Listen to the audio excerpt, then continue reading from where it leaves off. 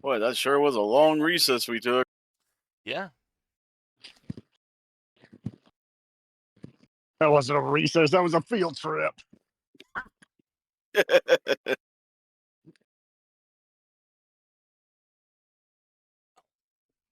Right. Load selected Sav Daddy, yes. Part 2.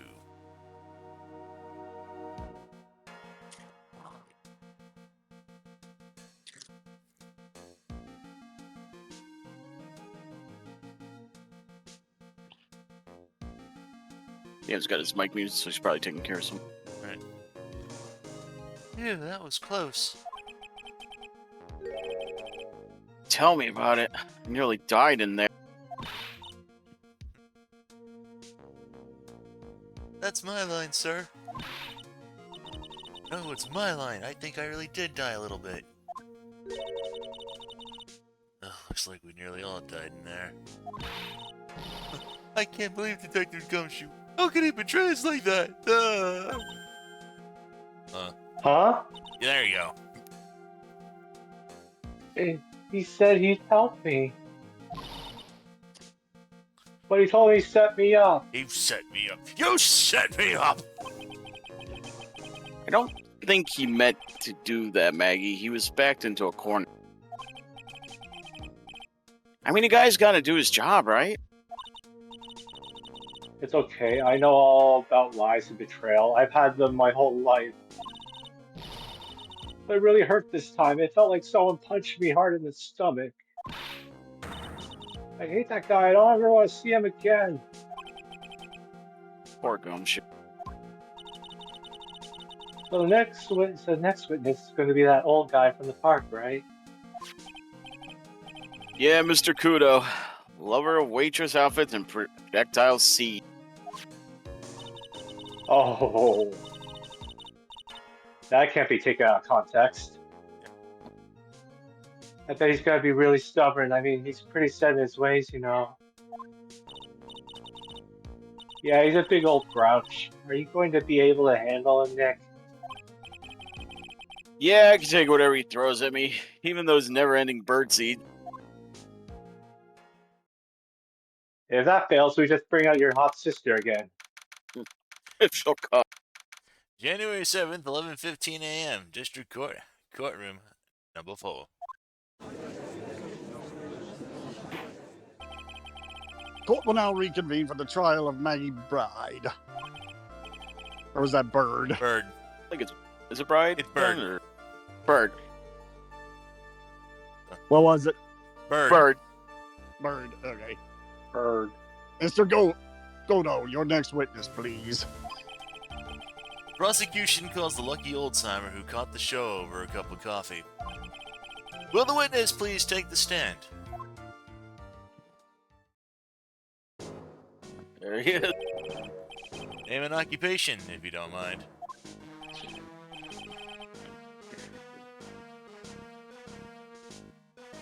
Right, did I say it was taken? I heard my voice I've heard my voice last time doing this, so... Alright, I'll go ahead and I'll temporarily take him over then. The name is Victor Kudo, born and bred in the land of the rising sun. Honor and duty are what make me. Mind you, I can be quite emotional at times too. You don't need to hear about that, Mr. Kudo. Just tell the court your occupation. His occupation is that he's a and model for an Operation board game. Occupation? Listen, youngin, how much do you think how much call do you think there is for kimono embroidery here?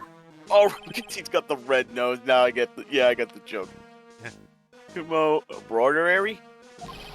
That's what I do. For Dad back in Japan, I embroidered family crests on kimonos. My sisters were embroidering kimonos before this country even existed. Wow, a real craftsman. They're a dying breed. Hey, maybe we could embroider my costume sometime. Anyway, like I said, there's not much demand for that kind of thing here. So I had to take a job working the cash register at a burger joint, pretending to smile.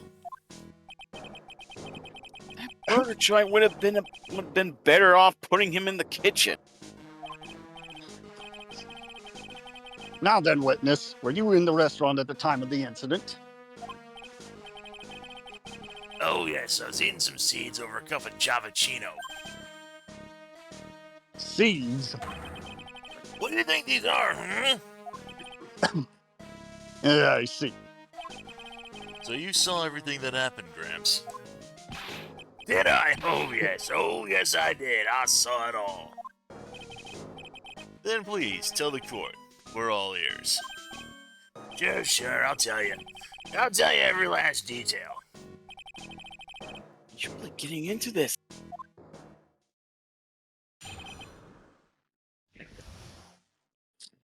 The young man was reading the sports paper. The serving girl brought him a Javachino, but she put something in it. The man took one sip of it, looked like he was in terrible pain, and then collapsed. That's the serving girl, right there in the defendant's chair. I remember her well.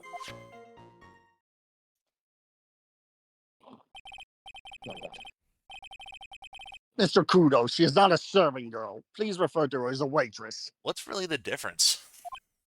Yeah, you're as bad as the rest of them. All these newfangled words. What's wrong with old-fashioned ones, huh? Newfangled. All this talk of radios and glasses, it's wireless and spectacles, I tell you. Excuse me. Listen to me, everyone. Don't forget the old values. Don't let the good old days slip away. Well, I think it's time to begin the cross-examination, Mr. Wright. Agreed. Yes, Your Honor. Tim says, honestly, I think his nose is that way from 1, being an alcoholic, and 2, someone roundhousing kicking him in it. Nah, he got stung by a wasp. Alright, okay. Have you seen how big those hornets are over there? Yeah. Said I remember her well in reference to the waitress. Did she have any particular features that you can identify her by? Particular features? It's a disgrace is what it is. Sorry? You can see all the way up to her you know, Oh, God. practically naked in that uniform. So the particular feature you recognize about the waitress is her outfit? Anyone could wear just such an uniform, even me. Mr. Wright, please spare the court of any further mental anguish from that image. Yeah, I was just gonna say, please don't give me an image of that. Don't get all excited, Nick. You gotta keep yourself together. I guess I got a bit carried away. There- The other things I recognize are 2. He's pretty sure of himself. What should I do? Oh, let's press a little harder. Sure, you saw a waitress take the coffee over to the victim. But what matters is whether that waitress was Maggie Bride or not.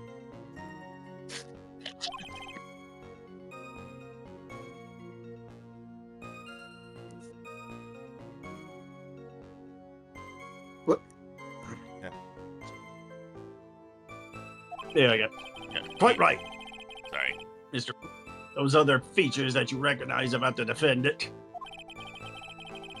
I would ask you to add them to your testimony. Sure. There was a ribbon in her hair and her apron straps were loose. You do seem to remember several details about her appearance. Oh, were you saying something? Oh, no. But what about the most crucial detail of all, her face? Yeah, as if I wouldn't remember that. The witness noticed the straps on the accused apron. He's unlikely to make a mistake about her face. That's right, I can even tell you the color of the ribbon in her hair. It was red. You see, there was nothing wrong with the witness's eyesight.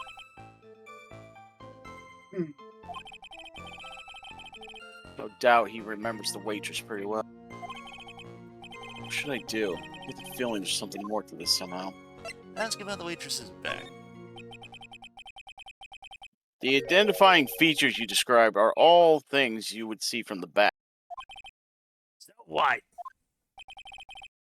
Is it possible that you never saw the waitress from the front at all? Objection! He's got you there, Gramps. People normally talk about facial features when they're asked to describe someone. But this witness testimony is nothing but straps and ribbons. This is harassment. I tell you I'm not obsessed with straps and ribbons. Just telling you what I saw. Mr. Kudo, the court requests that you add details about any identifying features. Features you observed from the front, that is, to your testimony. Sure. This old man's testimony's getting longer and longer. If I can't find a hole in it sooner, it'll give even longer, I bet. There wasn't anything that caught my interest about her when I saw her from the front. Yeah, about that. Mr. Kudo, I would like you to please take a look at this. Filthy thing with suit filled like you just perfectly. Actually, it reminds me of what my grandson looks like just after he's done eating. Have you ever seen this before? Of course I haven't. You think I'd forget something as dirty as that? Hmm? Well, you half-witted clot. Gotcha. What? What is it? Ever since I said you half-witted clot, there's been an eerie silence in here. Because you didn't actually see the front, did you? Mr. Kudo, this apron is the apron worn by the defendant on the day of the poisoning. And as you just said yourself, you wouldn't forget something like this. Which means if you had really seen this apron before, yes, you know what I'm getting at. You couldn't have possibly seen the waitress from the front. Oops.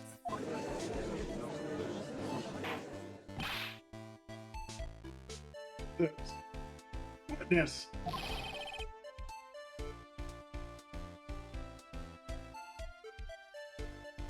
You can't just oops your way out of this. Well. Looks like we finally have a genuine trial on our hands.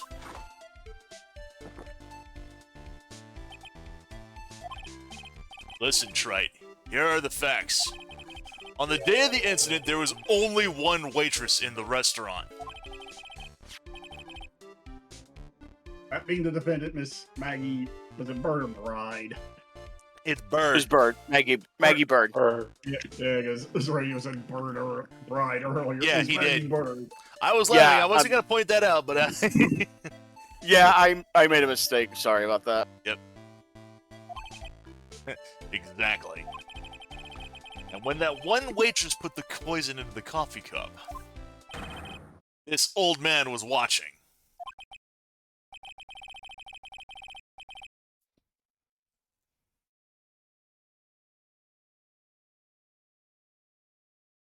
I hope you understand the gravity of the situation, Mr. Kudo.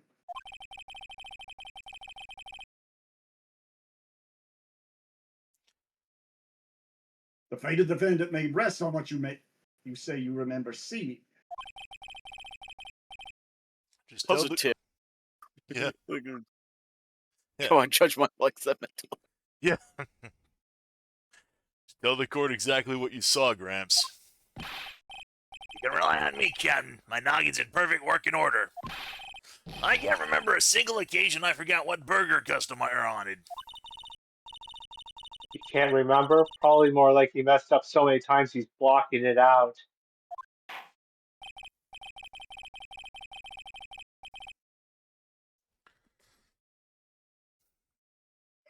Let's just test how good your memory and attention to detail is, Mr. Kudo.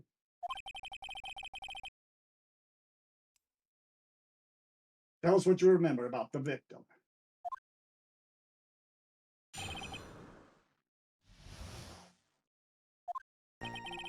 He was another one of those pesky young types wearing a broken pair of spectacles. He had a newspaper in his right hand, and the noisy brat kept rustling its pages. The young man was listening to the wireless. I remember that well. And the servant girl in the question brought over the Giravicino. Little Fidget picked up his cup with his free hand and took a sip.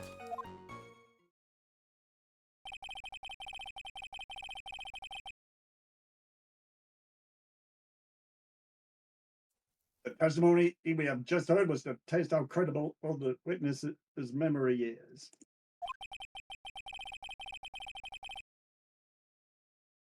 Seems to me that he remembers the victim in a great deal of detail. Oh, yes, I hate those you-know-what types who are so vague about everything. How are you gonna handle this one, Nikki? We only need to do one thing. We just need to prove that the old man's memory is shot. Just trip him up, you mean? Isn't that kind of cruel? I suppose, but that's what I do best. We don't even need to trip him up. He's an old man. He'll probably trip over himself as it is. 2, 4, 5. Yeah, little Fidget picked up his cup with his free hand and took a sip. Except, it's covered in the victim's and Maggie's fingerprints. He's got a lip mark. If he was using his right hand with the paper, how could he hold up the coffee cup? Mm-hmm. Mr. Kudo, do you remember what you were told at the start of this testimony? That this was testing the credibility of your memory? I know. There's nothing wrong with my memory, I tell you. Nothing! If I got anything wrong, I'll eat these things and sing the pigeon song. Care to tell us where this is going, Trite? According to Mr. Kudo, the victim was holding the paper in his right hand,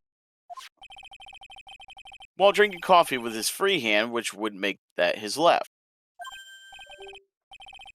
What is this, kindergarten? Well, I would like the court to please take a look at this. That's the cup the victim used, correct? Yes, and on the rim, you'll notice the mark left by the victim's lips. Yes, there's a stain left by the coffee. If you consider where the stain is, you'll clearly see that the victim was holding the cup in his right hand. Ow. Well, Mr. Kudo, the court is waiting for your epic performance. You said you'd eat those seeds and sing the pigeon song. Ah! He's not really gonna do that, is he? Mr. Kudo, I'm afraid this is simply not acceptable. I think the witness had better go back to the... Wait! If you think I'm gonna stand here and listen to you tell me I'm mad, you're wrong! I don't care about that dirty coffee cup, I know what I saw! You still insist on your testimony? Young Brad was holding in the cup in his left hand. Oh yes, no question, I'm a good law-abiding citizen, I am. The dead young hotbot and you spiky-haired yahoo who are your fault! Oh, me? Thank you, old man. We've heard quite enough of you already. Don't call me old man, old man! Been around for 68 years I have, you can't ignore me! Hang on, I have to check something here. Oh, the judge isn't even in the profiles? Okay, damn. Listen to what I've got to say! I'm sorry, Mr. Kudo, but... Sure, why not hear a little more? Mr. Godo! But this is my 16th cup of coffee. So this is your final stand. You can rely on Victor! No.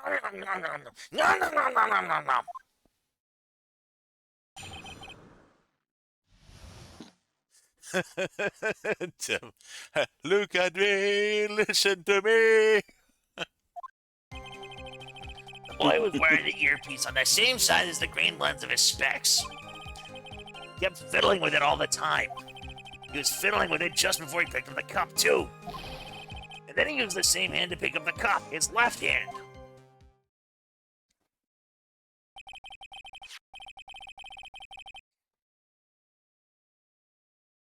We know that the victim was wearing an unusual monocle over his left eye.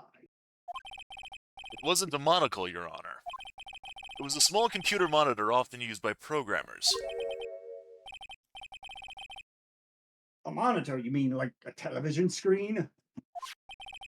The inside of the lens is a screen that displays computer data.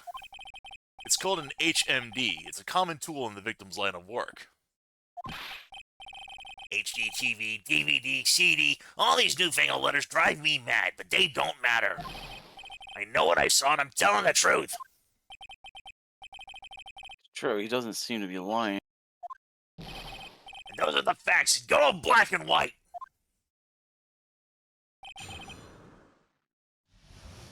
Alright. Oh, well, that's the thing is we're gonna go ahead. We can present either the... When Elg's profile or the victim's or the prescription. prescription bag, yeah. I'm not sure what the relevance of this is, but... Mr. Kudo, there's something very strange about your observation of the victim. What? You said he was wearing the earpiece on the same side as the HMD. No question. You can lock me up if I'm wrong. It was his left ear, without a doubt. I could only see that side of his head from where I was sitting. I don't think so. What did you say? Hold on, there we go. You're no doubt unaware of this fact, Mr. Kudo. But the victim couldn't hear with his left ear. His eardrum was ruptured. Hey, Traces of medication for his conditions were found in this ear canal. That's right, it's impossible that the victim was wearing his earpiece on his left ear. In his left ear. Because he couldn't even hear it, in that ear. is that true, Captain? It is. Ribbit pigeon! Pretty pigeon! Nom nom nom nom nom, pretty pigeon! Order! This witness testimony is completely unreliable. He only saw the waitress from behind. And he claims the victim was wearing an earpiece when we know his eardrum was ruptured. Well, Mr. Godo? A single drop of milk is all it takes to destroy the pure black magic in the cup. This old man is my drop of milk. Captain, are you calling me a drip? This is the victim's coffee cup in which the potassium cyanide was found. The mark on the rim clearly shows that the victim picked it up with his right hand. I'll never back down. I know I'm right. The lad drunk his Javicino with his left hand. Let me put you out of your misery. Clearly, the victim used both hands. He took a sip with the cup he held in his right hand, then switched to his left. That's what the old man saw. Yes, there we go. Impossible. The witness has already testified on numerous occasions that the victim died immediately after taking just one sip of the coffee. Which hand the victim used to pick up his cup is irrelevant, Your Honor. The facts still stand. With one hand or the other, Mr. Elg drank the poisoned coffee. Like this! Glug, glug, glug, glug, glug, glug, glug, glug, glug. Sadly, Mr. Godo, that doesn't walk. The point of this testimony was to establish whether the witness' memory is credible. And the results are clear. The testimony given by this witness is useless. Ugh!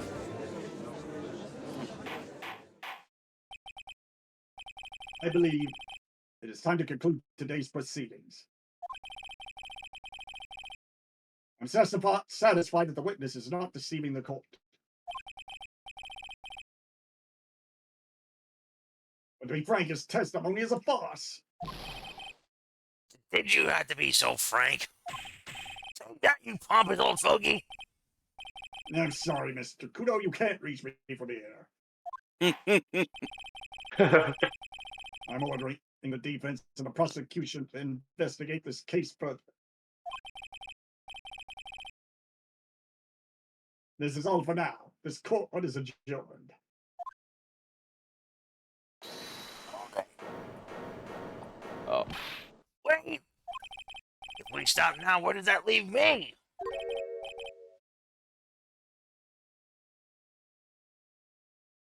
Leave you, Mr. Kudo. To that blue-suited young upstart over there. I'm just a bumbling old man who can't even dot his T's or cross his I's now. How is your bad memory my fault? I'm sorry, Mr. Kudo, but there's nothing I can do. Kept my mouth shut until now. But there's something else the court should know. What? There's more? To be perfectly honest, it might not be anything. But I want another chance. I want another crack at you, you young shark. Me? He's looking at me like I'm some sort of evil shogun. Well, everyone, what do you say to one final showdown? Final chapter in this eccentric old man's scrapbook. Sorry, Gramps. I've already had my 17th cup of coffee. We've got to lose, Captain. I'll give you all the Javachino you want if you go into my house after the trial. I may be 68 years old, but Victor Kudo is still a man.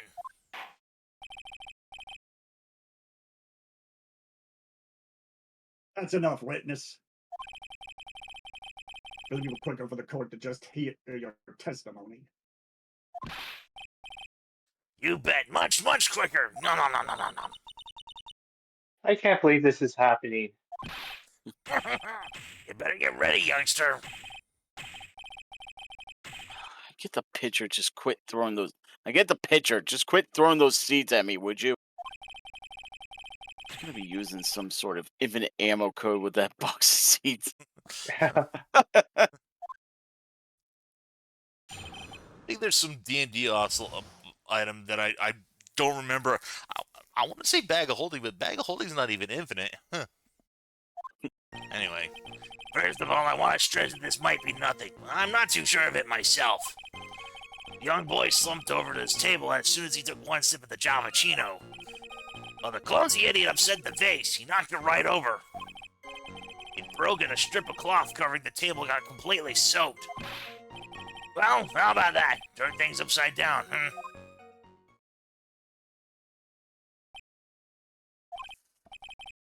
Is that all? Yes, that's all. I remember it perfectly. You're doubting me again? You're doubting a poor, defenseless old man?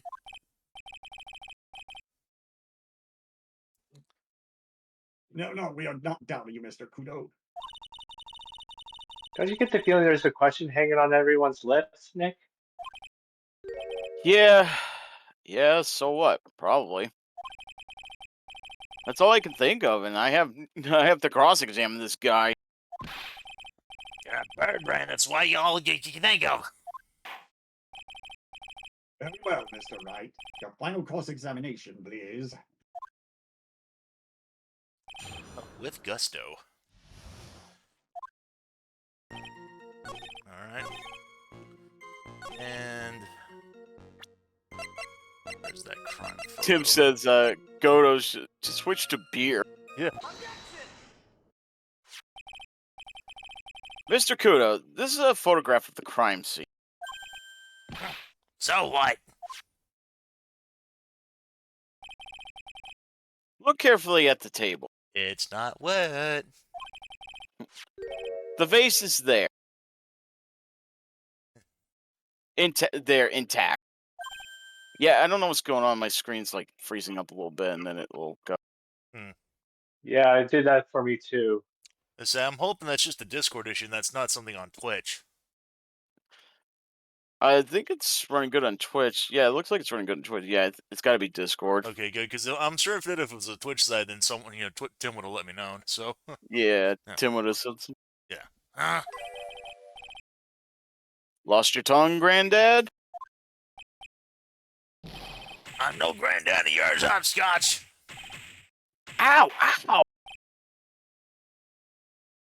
Enough! If you throw any more seeds in this courtroom, the cleaners. I think it went on its own. yeah, it went on its own, yeah. But yeah, he was basically saying if you throw any more seeds, the cleaners are going to be here all night. What is it now? I just remembered something. Yes, go on. The broken vase. It was on my table. Why? Yeah, well, you see. It startled me when that young lad collapsed. So I stood up. And that must have been when it fell over. The vase on my table, I mean. The vase on your table. Yeah, it was on my table. That's how my groin came to be completely soaked. Oops.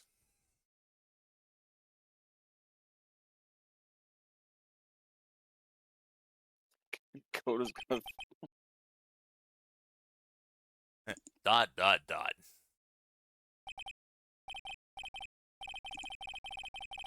Thank you, Mr. Kudo. You've certainly earned your kudos for today. See what you did there. I'd like to ask a question now. Have I been any use at all? No.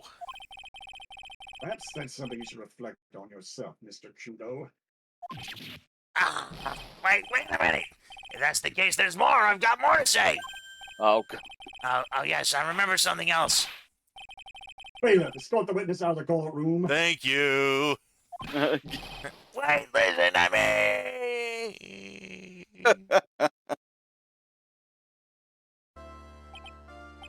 Well, you seem to have been considerably sidetracked.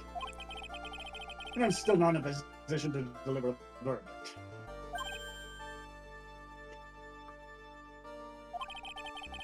The defendant has not been positively identified as the waitress in question. Additionally, there are two disparities in the testimony we have heard thus far.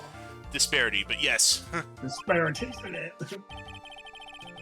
The mark on the coffee cup that the victim supposedly drank from with his left hand.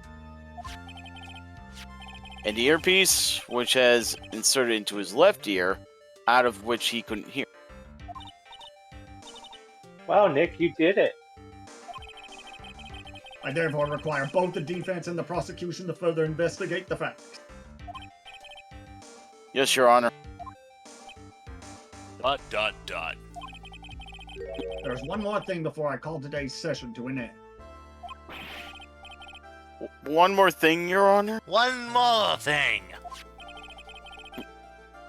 We're putting out a new Fire Emblem game. Oh wait, not that one more thing. The witness we just heard from. He's most insistent that his testimony should be of use. So he summarized it accordingly into this state. Okay. You may each have a copy of it if you wish. Whatever. Prosecution doesn't need props like that. Gono's really mad, huh? Yeah, I would be too. Very well. Here you are then, Mr. Wright. There are 3 copies. My own, yours, and Mr. Gono. Yes, Your Honor. When the incident occurred, I broke the vase at my seat. I'm sorry. I'm sorry. This isn't a piece of testimony. More like a 5-year-old's apology. What the heck are we supposed to do with 3 copies? I don't know, toss in the fireplace, use it as firewood, use it as fuel, I don't know.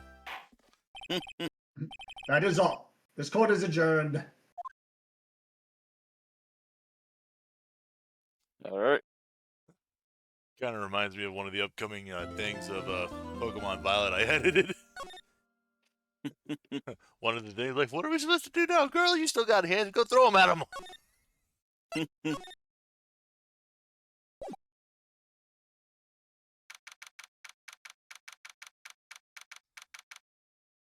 January 7th, 12:52 p.m. Right in Company Law offices. So how do you think the trial went this morning? Could have gone better. How do you think it went? It got a bit crazy in there. I just wonder if that killed our chances. Yeah, I guess it did get out of hand. Mr. Kudo's testimony did nothing to help us.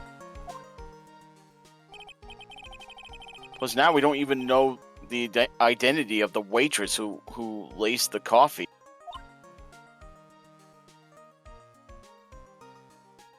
All we know is what old Mr. Kudo saw: the apron, straps, and the ribbon. And that the victim was wearing an earpiece when his eardrum was ruptured. Talk about a terrifying case of contradictions. Contradictionitis. I wish Contradict- Yeah, I didn't see that part. I wish they wouldn't put like itis as like, you know, condition thing. This is just the medical student in me, but you know, itis means an inflammation of everything. So you're a terrifying case of inflamed condition? Oh, whatever. Time to play doctor and find ourselves a cure then, huh? Yeah, we've got to find one for Maggie, or she's going to have a terminal case of guilt. Find a doctor. Don't go to that crazy dude with the weird broken teeth. Are we going to see him again? Are you talking about me, good sir? No. Are we? Well, I'm officially at a loss as to where to start. Wait, are we actually going to see him again? I don't think so. Ah, okay. Yeah, me too. Let's try some brainstorming. You go first. Now, I'd like to slightly amend that statement. To my understanding, I do see that I believe we do visit the clinic, but I don't think we actually see the director. Or, so. Damn, that sucked. I guess we should try to put Mr. Kudo's testimony to some sort of use. Yeah, that's true. And we need to figure out the identity of the waitress and who the victim really was. Somehow, I think the key to this case has got to be at Treben. Well, then let's go back there and check it out again.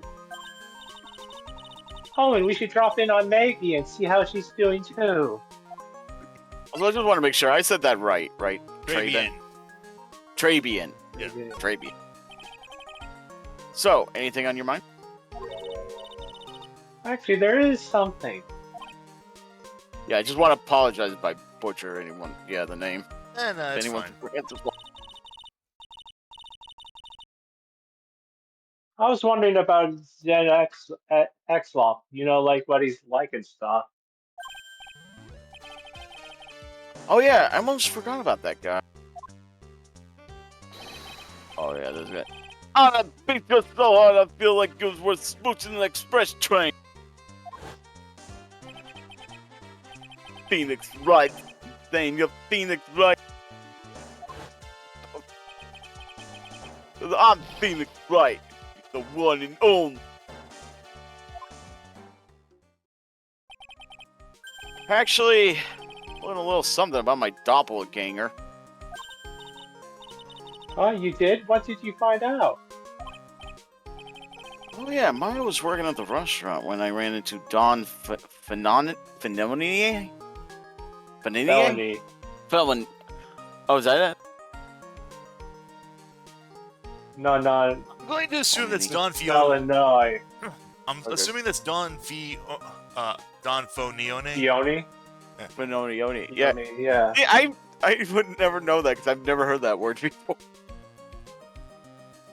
Yeah, Tim says it's not Trey Ben, it's Trebien. I mean, even I'm Tribien. probably fucking that up because Tribien, yeah. Oh. Tribien. I don't know how to speak Oh. French, so Tribien. Yeah. Tribien. Y'all have to, yeah. I'll try my best not to try and butcher that. hang on, give me a second. Let me see if I can.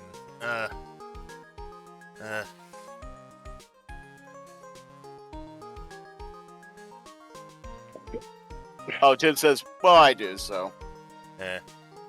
According to Google, it says it's pronounced as Trebien. Yeah, with a short, slight guttural R, a short E sound, and a nasal N at the end for bien.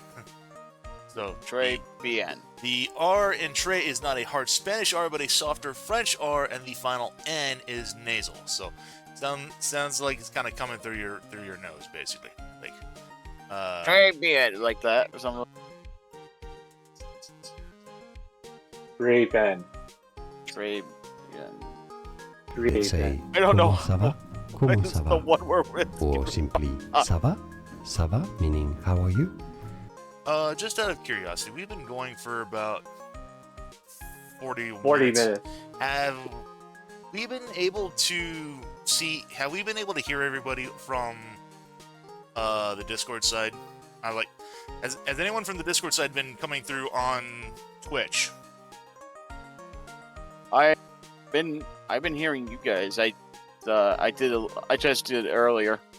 Okay, the only reason I asked is because I just realized I didn't have my. Okay, Chimkin's confirming yes, because I was like, I just realized I didn't have my output set to my USB speakers. I had them set to my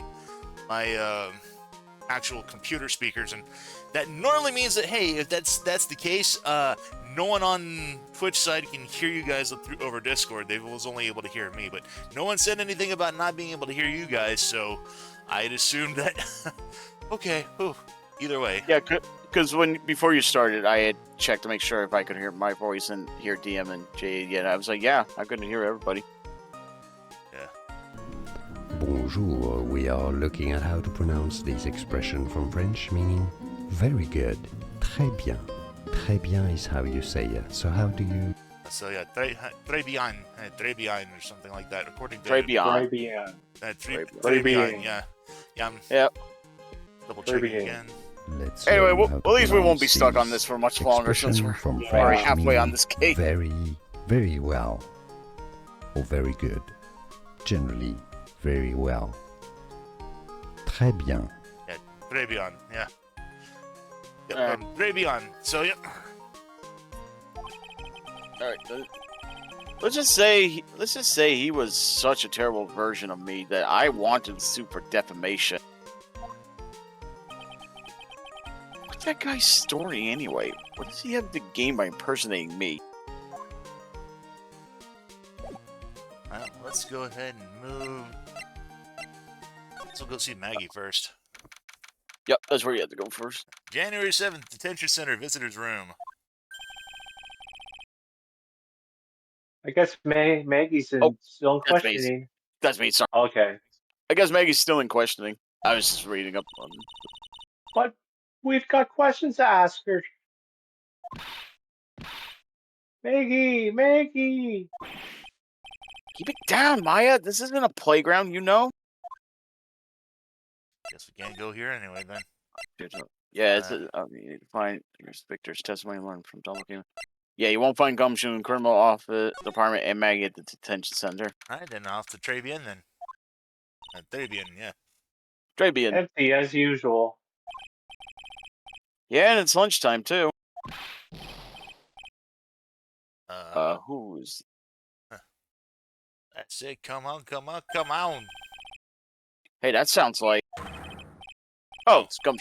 Don't just call me an ape, pal. Come on, I know you can. He's getting really worked up about something. No, that's the wrong number. Oh, it looks like an 8 would only have netted me $5 anyway. What a ripoff. What's the problem, Detective Gumshoe? Huh? Oh, it's you. I was just I was just listening to the radio, pal. To the radio? Hey, Detective Gumshoe's having lunch here? He is, and he's having the twin tea set. What can I say?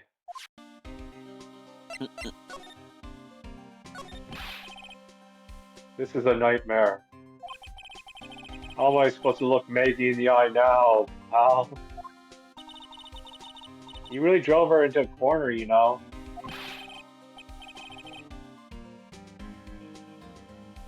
You always blow apart my testimony. Why, of all days, didn't you do it today? Sorry, there just wasn't any holes in it for once. Yeah, what happened? Usually your testimonies are like Swiss cheese. Swiss cheese? What do you have preferred, crumbly, like aged Parmesan? Anyway, this case has already been ruled on. There shouldn't be any holes left to find. So did Maggie say anything to you about me, I mean? Well, how did she put it again? I can't believe Detective Gumshoe. I hate him, sir. I mean it. I don't ever want to see him again. Yeah, she's not too happy with you. Something like that. Oh. Oh. Please, Detective Gumshoe, I didn't mean. Why? Why is this happening? He's banging his head against the wall, Nick. That's not good. I'm going to assume Mr. Armstrong's not going to be happy if you put a hole in his wall. Oh man, poor Gumshoe. Well, look on the bright side. He'll have the money by suing him. He'll have the money to get out of this town. So, did you like the twin tea set? Never paid that much money for lunch before. I was so nervous, my hands were shaking. So, how did it taste? Well, for $20, I guess I don't know how to describe it. Really, it was delicate. Delicate? You mean you liked it? It didn't taste bad to you? What's the matter with him? Looks like he's thinking. That's it. I've been trying to think of the right word to describe the taste. I just realized it's bad. That's it. It tasted bad. Oh, Womp womp. It's just kind of hard to admit it to yourself when you pay $20 for it, you know. You know what? I can actually see that. When you pay good money for a meal and it tastes terrible, you're like, did I really spend that much money for this? Maybe he should have found out about the price after he had finished eating. It kind of reminds me, there was a couple of weeks ago, I bought a pizza from Little Caesars. It was like one of those deep dish ones. And it came and it tasted like it had been right through the freaking fryer. The whole thing was like overcooked. Oh. So I had a deep dish years ago, but it didn't taste like that to me. But the latest one I had just 6 months back, yeah, it did not taste very good. Yeah, Chef again, like, I want my money back. Hey Nick, maybe that's why Glenn L came here. Maybe he heard about the super fierce twin tea set. By fierce, you mean fearsome. Speaking of Glenn L, that reminds me. You still hardly know anything about the guy. Why don't we ask Detective Gumshoe what he knows, seeing as he's here already?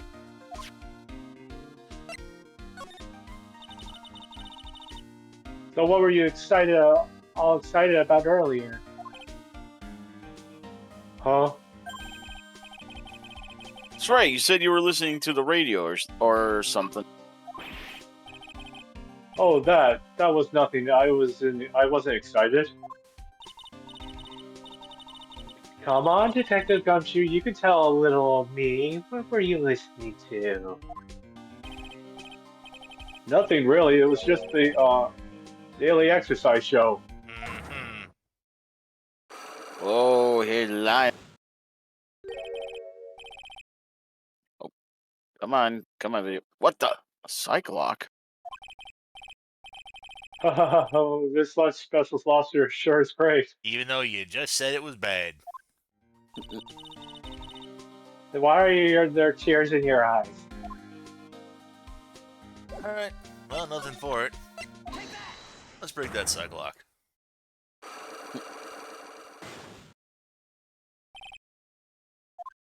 The radio. All right, Detective Gumshoe, tell me the truth. What were you listening to? Oh wait, pal, now that you made a big thing out of it, I'm not gonna tell you. Let me just be clear. You weren't listening to this guy called Radio Dog, right? We'll see about that, pal. Considering all the noise you were making while you were listening. Pretty clear what kind of radio program it was. I'd say it was related. Where is it? Here it is. I'm right, aren't I? You were listening to the lottery results, weren't you? You thought you'd try to win big, just like Glen Elg did. Blech. It's not like you can see right through me. Huh. I cracked him already. See, pal, that's why I said it was nothing.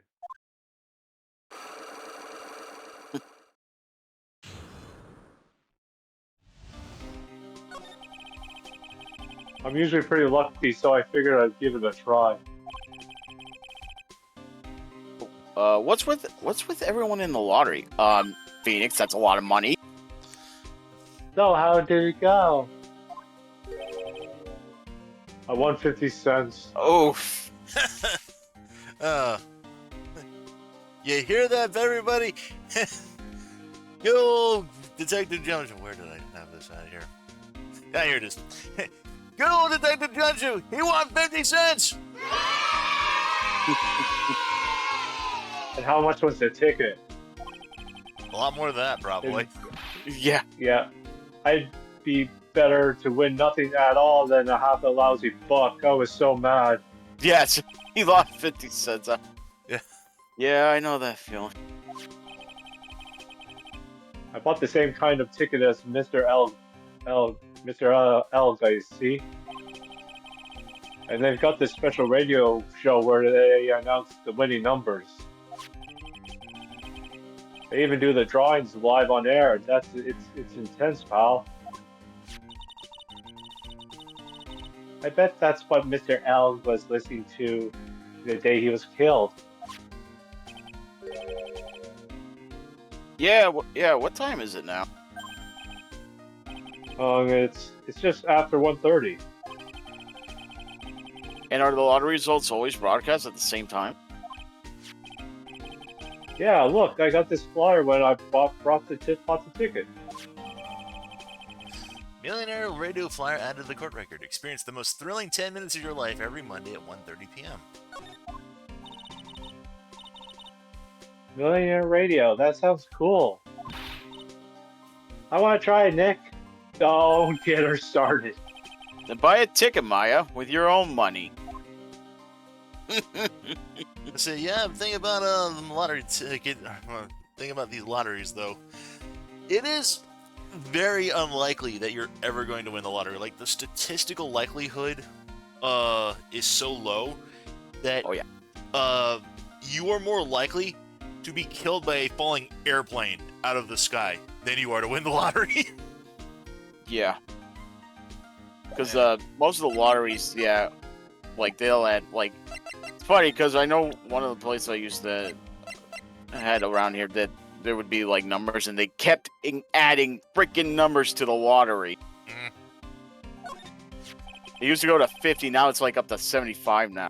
Jeez. This guy was a real programming genius. They called him the walking computer at the place he worked at. What happens when he crashes through? Does he just stop moving all of a sudden? Well, we kind of found that out a couple of days ago when he just slumped over dead. It wasn't literally a computer, Maya. Anyway, there's nothing between Maggie and the victim. Yeah, that's what we found out yesterday, too. Hey, Detective Thumbshoe, don't you have any information that's a bit more useful and fun? Fun? Oh, I know. So have you paid a visit to where Mr. L worked at? You might as well. His workplace? Where's that? A computer firm called Blue Screens Incorporated or something like that. Sounds like a real stable company. This should be fun, Nick. Let's go. Computers aren't really my thing, Maya. We'll be fine. I know all the high-techy stuff. I'm sure you do. Yeah. I wonder about that. Just around the corner from this joint. You should take a look. Around the corner. Computer firm called Blue Screen Inc. Huh. I don't know if I'd really trust the computer that with the name of, like, Blue Screen Incorporated. Yeah. So I think we got a new character coming up, by the way. Yeah. January 7th, Blue Screens Inc. Wow, this place is so high-tech. You can almost smell the electricity in the air. It is a computer firm, Maya. They can't work without electricity, you know. I Is believe this is our new plumber, our new person. I'm good with what I got, because I know I got a big role coming up, so I'm not gonna voice another character. Yeah. Who are you? Is this a minor character? I believe this is... Oh, Yeah. Hello. I'm sorry. I'm sorry. Oh. Access is restricted to authorized personnel only. I think she is actually a robot. I think. This is the computer programming laboratory. Beep boop. Beep boop bitches. There are far too many trade secrets that could be leaked. Wow, what secrets? Everything you see here is classified. No information can leave this building. And now that you've seen it, neither can you. Beep boop. Understood. Who is this woman? She's like a robot from some kind of whacked educational show. My name is Lisa Basil. Again, another palindrome name. I'm the company director.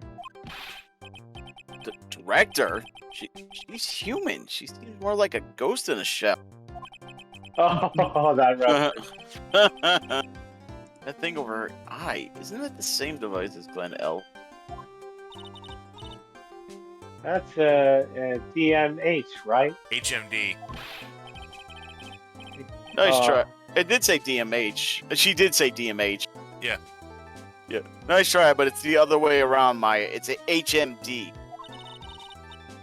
All of my programmers here at Blue Screens Inc. are supplied with HMDs.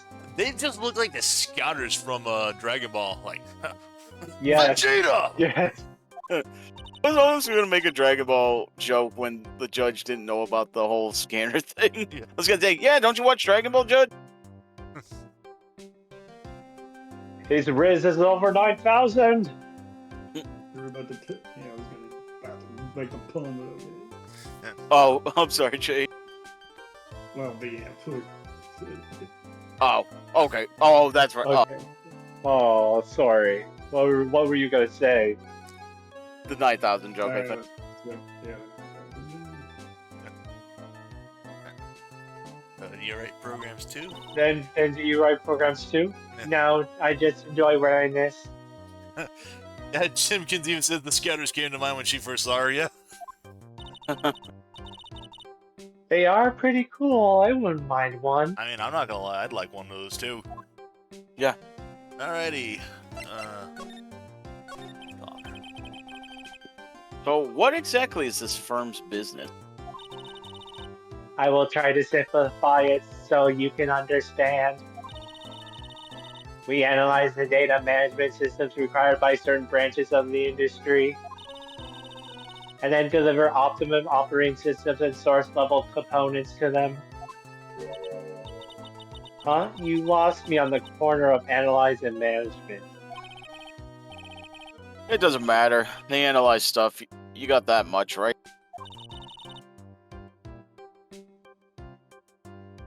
The software we produce is distributed on CDs. CDs, aren't they old school by now? Yes, come back digital optimum storage media. You do have to realize that you do have to remember that this game, Trials and Tribulations, originally came out like in the early '80s, so CDs were still very much a I thing. know that. Yeah. I just remember that Men in Black scene as well, where Kay was holding up the little tiny disc things. That, oh, these are gonna replace CDs one day. Of course, CDs are used for software as well as music. It is a small firm, but all my employees are first-class programmers.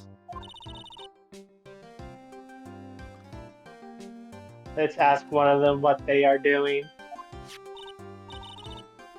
Excuse me, what are you working on right now? I'm working on a high score guy. I mean, I'm already working this. Don't mind me.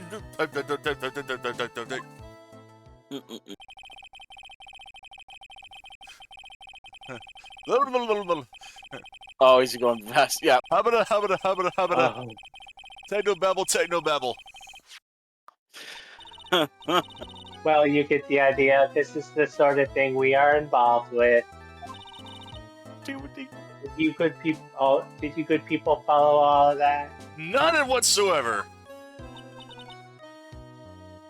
Probably. Yeah. And by yes, I mean no. Your blank smile just said otherwise, Maya. You know about what happened, right, Miss Basil? Did I say that name right? I'm sorry if I. Yeah. You did. Okay. Phew. You mean about Glenn being poisoned? Yes, I know. It's terrible. Can you tell us anything that might be helpful? I don't think so. A police officer was here earlier too. But I couldn't tell him anything either because the waitress who committed the crime has nothing to do with Blue Screens Inc. Oh. How about Mr. L's desk? Have you cleared it out already? No, not yet. It's this one right in front of you. If there's anything that might be useful to you, you are welcome to take it.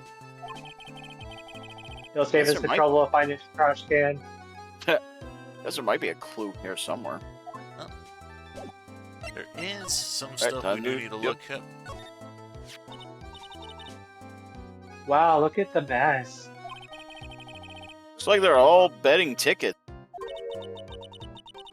What kind of betting tickets?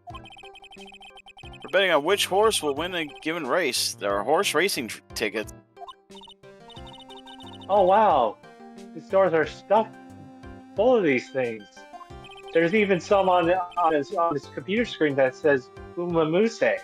Looks like they're all losing tickets though.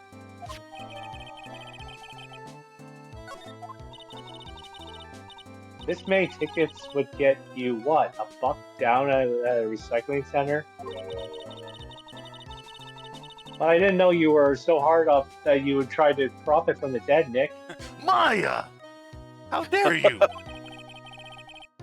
Just taking them as evidence, Maya. Even Tim's getting in. Oh wow, they're all Uma Musume fans.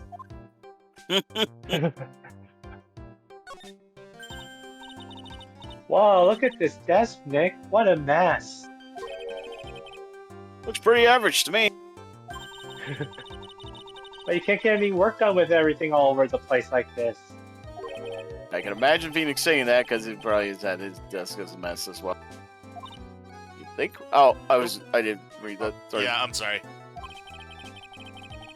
Just trying to hit what I should tidy my desk more. I'll clean up my desk when Maya stops asking silly questions. No hurry then. Ooh. Hmm. Hey, this calendar. What about it? If this is another hint about tidying, you can forget it. Something's marked December 3rd in red pen. December 3rd. That's the day Mr. Elg was murdered. Is there anything else? Yeah, it says meet with the tiger. Oh, sorry. The tiger. Glenn's calendar added to the court record. Yep. Well, I mean, that doppelganger kind of had the tiger outfit on. So I meant to mention this last week, and you really couldn't see a whole bunch of it since the bottom dialogue box was in the way. Mhm. But his shirt that he was wearing had a picture of a tiger biting down the neck of a dragon. Oh, Yeah, So I saw it. So, just as a reminder, Phoenix's name in Japanese is Ryoichi Naruhodo. The Ryu part of Ryoichi is reference to a dragon. And in Japanese mythology, tigers and dragons are like arch rivals. Like to near mortal enemies, arch rivals. Oh, okay. So that's just kind of a bit of a mythological symbolism for you there. Yeah, I learned that sometime after I watched Toradora. So, yeah. Interesting. Alright. Now you gotta present to Lisa Glenn Elg's profile. Yeah. About Mr. Elg. He was a top programmer. I would even say he was a genius. But he did suffer from one or two bugs in his personality. Oh, like what? He was a bit of a loser. Perhaps that would be the best way to describe it. Wow. What a way to talk about a subordinate like that. Jeez.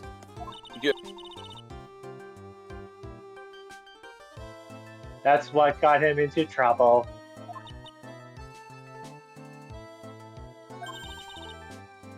What's the matter? He was a top programmer. I would even say he was a genius. Oh, jeez.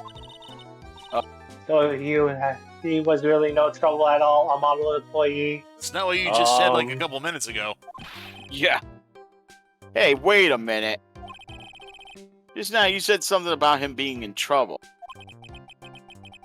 Gotta find out what this trouble is exactly. Let me guess, money debt, just like the restaurant guy.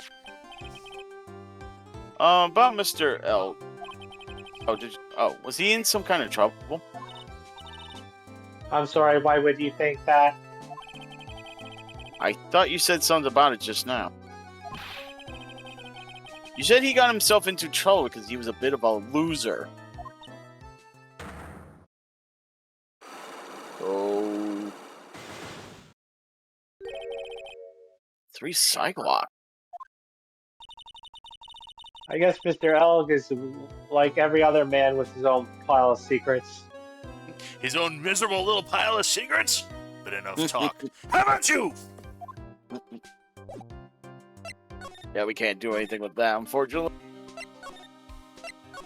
We gotta go to the kitchen. Yep. The kitchen of the restaurant. Huh? I think there's something a little new here that wasn't here the last time. Mr. Armstrong's talking to someone. Oh. I'll be back next month. Whee! That's an element. I'll be waiting for you. got it by then. I'm afraid it might get a little hot around here. None! I will have everything ready, I promise. I love fire, you know. I love the way it crackles. No, no, no! Stop it! I beg of you! Don't let me down. I'll be watching you. My nose! It is not necessary. You can trust me, mademoiselle. Talk to anyone. Now I'll drive a knife right through your heart. Oh no, you do not have to worry. You know, you worry far too much. Maybe this will help you relax. It is not oil of sandalwood. Ew. Raw meat from time to time. Ah! I'll be taking my leave. Goodbye. For now. EJ, Mr. Armstrong's talking to someone. Is it about nanomachines, son? I have the shivers. I must have some of my oil all over my body I become a nervous wreck. Oh la la. Oh yeah. Oh oui. That feels good. Oh la la. Excusez-moi, monsieur. My eyes. Oh, where's the picture that EJ sent yesterday? Fire! My eyes, the goggles do nothing. He was more that he was Arnold Schwarzenegger parody, wasn't he? My eyes, the goggles do nothing. Hey, I'll be right Yeah, back. Someone can take yeah, my the role Mc- for a little yeah, bit. the McBain stuff. Yeah. Your eyes. If you had trouble with your eyes, you need this. La oil of sandalwood. Oh. Isn't this just the leftover of what you were just using?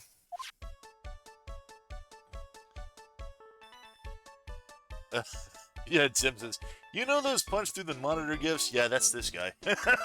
That's this Tim. Alrighty, talk to Armstrong. You don't exactly have any customers, do you, Mr. Armstrong? Oh, none, you are right, monsieur. But perhaps that is the perfect time for you to visit me, none. Sorry, I'm back. Okay. And that way, I can give you my undivided attention and cook for you la dish supreme. Putting on a brave face, huh? That's what girls do, Nick. But you are right. Business is very difficult these days. Perhaps the name is the problem. People do not understand it. They think it is Trey. I just wanted people to think that my restaurant was exclusive. But they think you just serve fast food on cheap plastic trays. Nick, that's the kind of thing that can make a girl cry. Have you forgotten that Mr. Armstrong is a man, Maya? This restaurant is my life. This is everything to me. I will defend it to la finale. No one will take it from me. So who was that woman you were just talking to? Oh la la, you know that. Oh, well, yes, sorry. So who was she? She looked so polite and graceful. Just Yes, a little really, unhinged. really. But polite, graceful. And she likes raw meat and fires, right? Just realized I'm kind of giving him a sort of Italian accent, even though he's supposed to be French. I'll be back next month. Me, that elemental will be waiting for you. Got paid by then. I'm afraid it might get a little hot around here. No, I will have everything ready, I promise. Now that I think about it. Hey, Maya, I think it's pretty clear what kind of conversation they were having. You think so? Well, then let's show them that piece of evidence and see what happens. Alright. So there's something here, Ben. It says that if you're going for the Lee Francel Dijon HD iOS achievement, present all your evidence profile to Jeans, as you will not get an opportunity to do that. So after that, I don't know what it's about. Oh yeah, Like, if like, you're going for the Le Francis de Jean, yeah, present all your evidence and profiles as you will not get an opportunity to do so after this, yeah? This, even though this is the HD release, this is not the iOS, so this version that we're doing on Steam does not offer achievements. So you mean Switch, right? Because you said that's what I'm saying. The one we're doing is Switch, not Steam.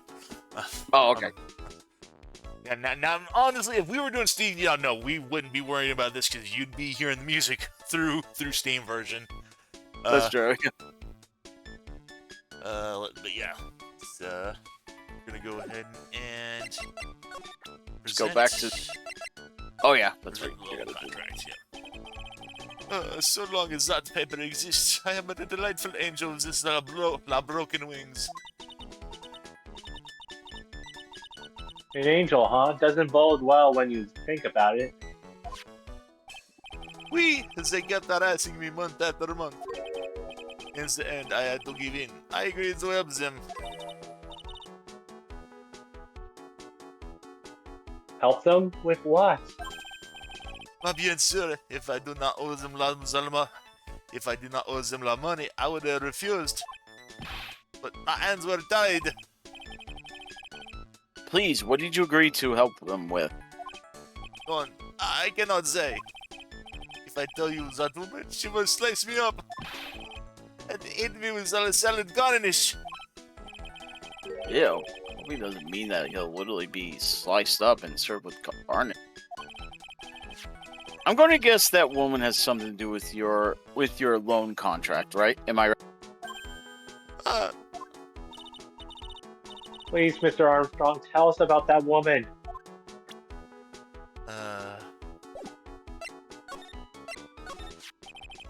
Or are you gonna give him the winning ticket? Nah. Oh, that woman who was here earlier. I take it that she's Why has it come to this? What a tragedy. Suddenly I find myself so deep in la debt. It is a sign of la bad world we live in, huh? No, I'd say it's more of a sign of the bad culinary skills. Is the woman who is here. Is a scary woman. She is from the loan office.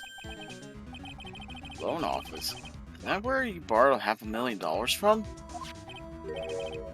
Tender lender it is called. Catchy name. Hearing it makes me want to borrow some money. Please, you must not borrow from them. You must no more than $10. $10?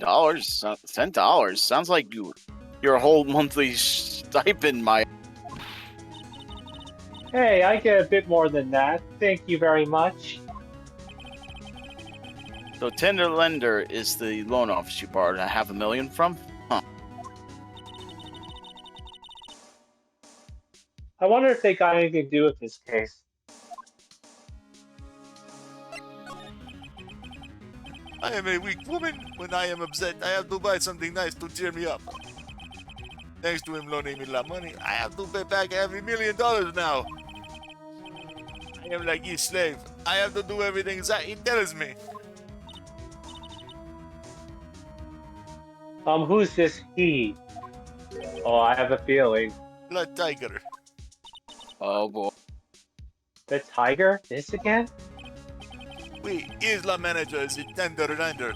A terrifying man, la big city mobster. When he shouts at me, my knees are trembling and his voice is ringing in my ears for 3 days. As soon as I hear la noises that battered old scooter he rides, I start to cry. Big city mobster who rides a buttered old scooter? Ooh, we know who this guy is. Yup. Does this guy resemble me by any chance? Oh, no. This man is a presence, a most formidable personality. Also, does have a spiky hair just like you. That is a resemblance there, I suppose. Hmm.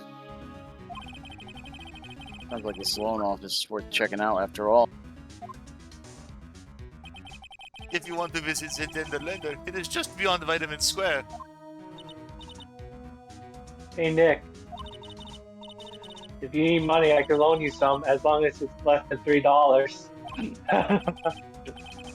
Thanks for the offer. Just beyond Vitamin Square, huh? Alright. We're just gonna... Well, I'm gonna head back to the precinct now. We've got a big meeting starting in a bit. About Mackey's case, you mean? No, that's pretty much wrapped up now. There's another big case going down at the moment, so she's been pushed aside. Okay, well, see you later then. Bye. Very well, Gummy. Now on to Vitamin Square. Except, wait, hold up. Oh, wait. Oh, he's back. You better get going, detective, or you'll be late. Actually,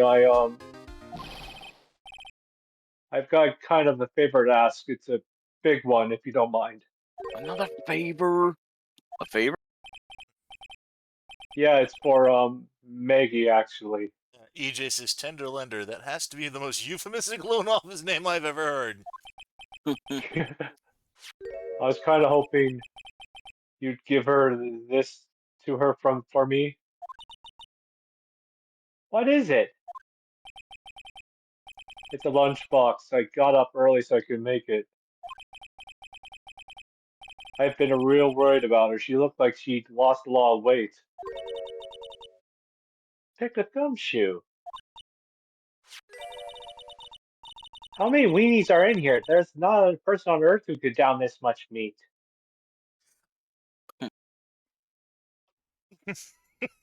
I was gonna say something, but no. No. You think I love weenies? I can't get enough of their tender juiciness. Oh, God. Stop. That can't be taken out of context. So when you give it to her, it took me ages to make, so please say you will, pal. Even EJ's laughing in chat. How many weenies are in here? Oh, come on! Can't exactly say no, can I? Gumshoe's lunchbox given to Maya to carry. Capcom knew what they were doing when they did this. A tenderly handmade lunchbox fills the stomach with love and plenty of weenies. Well, he is Dick Gumshoe. I'm so Maybe glad I I'll eat didn't it drink water. myself if I get hungry. What was you about to say? I said I'm so glad I didn't drink water yet. EJ fills the stomach, yeah. He tosses papers in here. Back to weenie out with you, Gumshoe. We're done here, folks. Don't forget, okay? I'm counting on you to give that to Maggie. Alrighty. Finally gone. Alright. I will say, despite this feeling like a filler, it does have some funny moments. January 7th, Vitamin Square. I don't see any sign of Mr. Kudo, do you? Maybe we went to buy another ton of birdseed.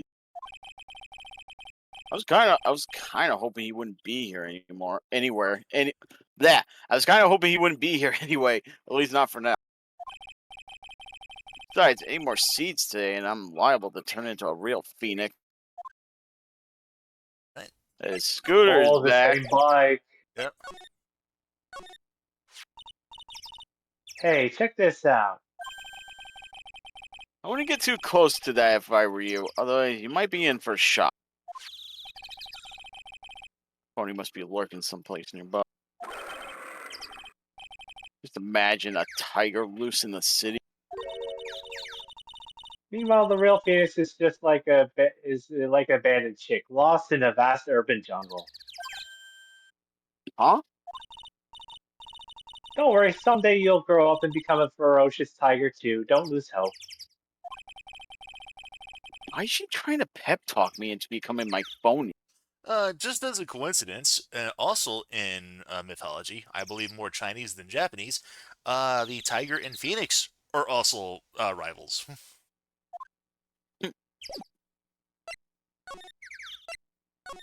So, yeah, tender lender. January 7th, Penderlender. Win through compromise. This place gives off a really strange vibe, doesn't it? Looks like the tiger isn't in his lair. That is, as they say, a very good thing. Welcome. It's the mysterious girl. Mm. Go. Talk about creepy voice. It makes your soul want to shrivel up and die. You're here to discuss alone? No, not exactly. The manager is away at the moment. Wait quietly, please.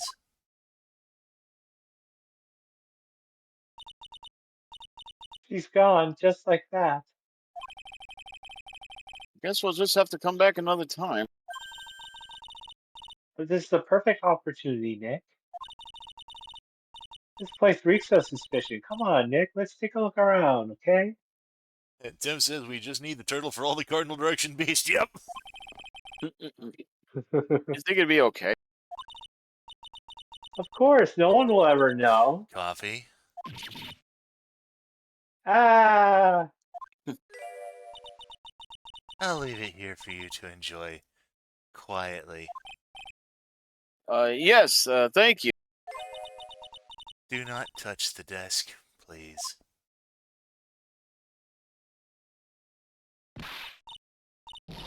Nick, let's get out of here.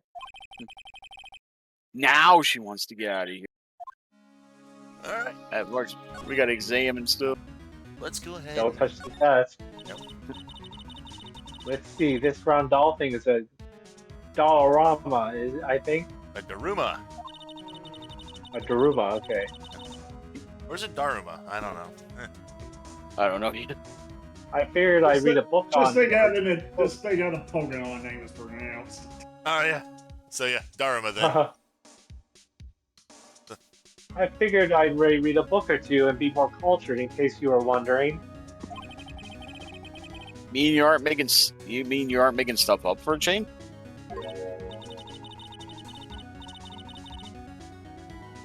Huh. I bet you also didn't know that no matter what, he'll always write himself. Come on, Nick. Give him a good shove. If I feel like dying, Now this yellow thing, this is a Japanese chess piece. I think it's a king. Not that I'm an expert or anything. I'm more of a reversey person. You know? so she knows what she's talking about. These aren't exactly your typical. Oh, did I sound like a robot there for a sec? DM did, but I noticed that my voice connection went a little red for a second. It did too for me. So, And she knows what she's talking about. These aren't exactly your typical mobster wannabe items. They're not trophies, are they? Gold. So yeah, it's probably Discord's having issues again. Hey. There's a piece of paper sticking out from under here. What is it? Repair bill. Like he did some repair work on his car. Does he even have one? 15,000 to replace a bumper and a light. That's insane. that is unfortunately kind of not out of the because I remember a few years back, I had a brand new car that I purchased, just bottom of the line, baseline stuff. Had it for like 3 months. The entire front bumper got shorn off in an accident, and I went to go have it repaired to see if I can get it replaced, fit back on. And yeah, they said that the cost of trying to fix that would be more than the cost than the actual car was worth. Then it was basically deemed a total loss. Oh, Jesus. So yeah, Wow. and that was even over 15K just for the bumper alone. So, Cars registered. The cars registered to cadaverous the Cadaverinis. Category. cadaverinis. Yeah. Wow. Huh. So it's not even the Tiger's car. Why would someone else repair bill be in the Tiger's office? Air bill added to the core record, so. But yes, this piece here that Maya was talking about, that said that was a chess piece. He's not wrong. This is in fact It's a from shogi. Shogi. Yeah, it's a shogi piece. Yes. Went through compromise? I wonder what that's supposed to mean. Must be something if they took the trouble to frame it like that. Yeah, well, it still doesn't make any sense to me. Oh, That she's back. Ah, that's Tenderlender's guiding principle. oh, Compromise the customer to win. oh, I see. How about you, Nick? Yeah, well, as long as we don't have to compromise my hair, I'd say we're okay. That's one slogan no business owner should ever explain to their customers. Ugh. Oh yeah, like, ugh. Now, I would assume that this like went through compromise would be like, hey, if you scratch my back, we'll scratch yours, or something like that. Coming to a mutually beneficial agreement. But no, the way they said is no, compromise the customer. Hey, look at this partisan style coat. It's so chic. That Parisian style. Parisian style. More like a pimp coat to me, because I haven't got an eye for fashion. I love how I specifically chose the blue coat to look, and they're talking about the red one right next to it. Hey, look at this. This suit is the same color as the one you wear, Nick. Same color as my suit? But this part here. Ah, Keep your voice down, Maya. Nick, you've got to take a look at this. Some cake. Ah, I'll just leave it here for you. yeah, sure, thanks. Wait here quietly. Otherwise, Sure. Do you hear that? Oh, wait, quietly, she said. Yeah, sure. I have my eye on you. Only so I can take care of you. Understand? Creepy. I'm scared, Nick. Hold me. So, what were you getting so excited about before? Look at the lapel of this suit. That's an attorney's badge. No, it isn't. Is the tiger a lawyer? No way, look at this thing. It's made of paper. Cardboard, to be specific. Yeah. So yeah. Found at Tenderlender, made out of cardboard and painted to look authentic. Also, can I say that the character they're using for that creepy girl, she kind of looks like something you would see from like an indie horror game. Yeah. Yes. She kind of reminds me of Wednesday Addams almost. Not quite, but in that same vein. Yeah. For some reason, your badge suddenly looks really cheap to me, Nick. Why doesn't anyone recognize an obviously fake badge when they see one? But yeah, this is what I Guess would not even mention. the judge. I guess not even the judge noticed, huh? But yeah, this is what I was laughing about. So this is what we got for, like, Phoenix's badge right here, the attorney's badge. And then we got cheap imitation knockoff. Yeah. This thing well, the judge, I can kind of see this fooling him, especially from where he's sitting up on the judge's bench high up. Probably may not be able to see that pretty accurately. But, the only reason I can see why, like, Payne kind of went with it is because Payne probably saw through this and then decided, you know what, I'm just going to let this play out and not even contest this.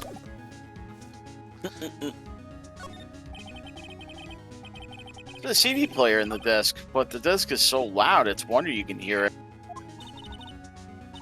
The lid's open. I wonder what kind of music the tiger's into. Have you finished the coffee? Ah. Yes, thanks. It was lovely. So, you drank it all?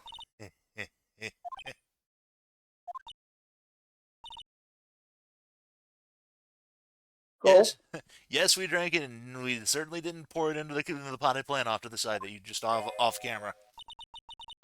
If you touch anything else that doesn't belong to you, there's always another cup. Sorry, I've already had Mr. Go throwing cups of coffee. I mean, I don't need someone else doing that. That coffee, it was laced with something. I'm almost sure of it. Dick, my stomach, it's killing me.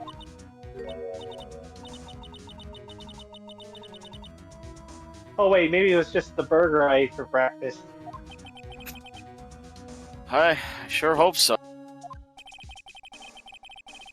Gotta take a look at that CD while we still are alive and have the chance. What the? What? It's not the Rocco soundtrack, is it? Claw the Tiger? They had to make the reference. Of course.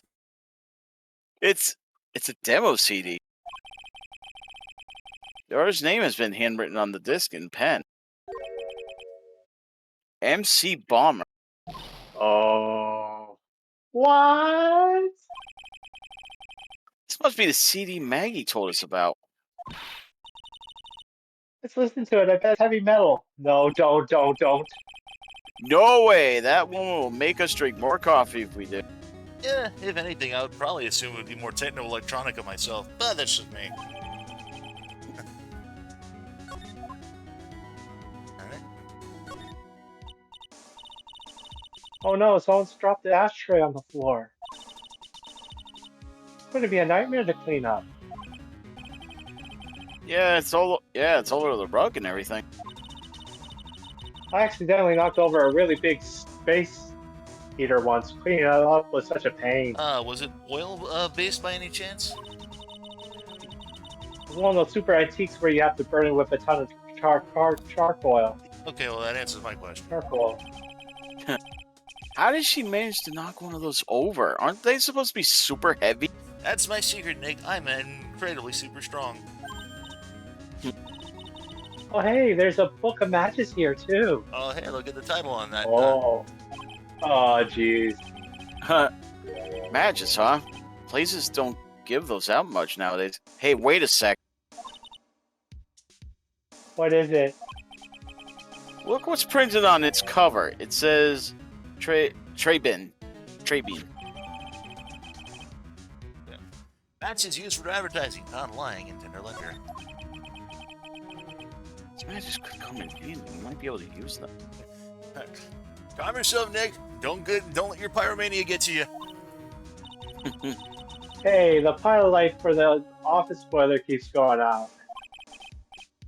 Swing and a miss, Maya. Swing and a miss. Oh, Oh, here we go. Oh!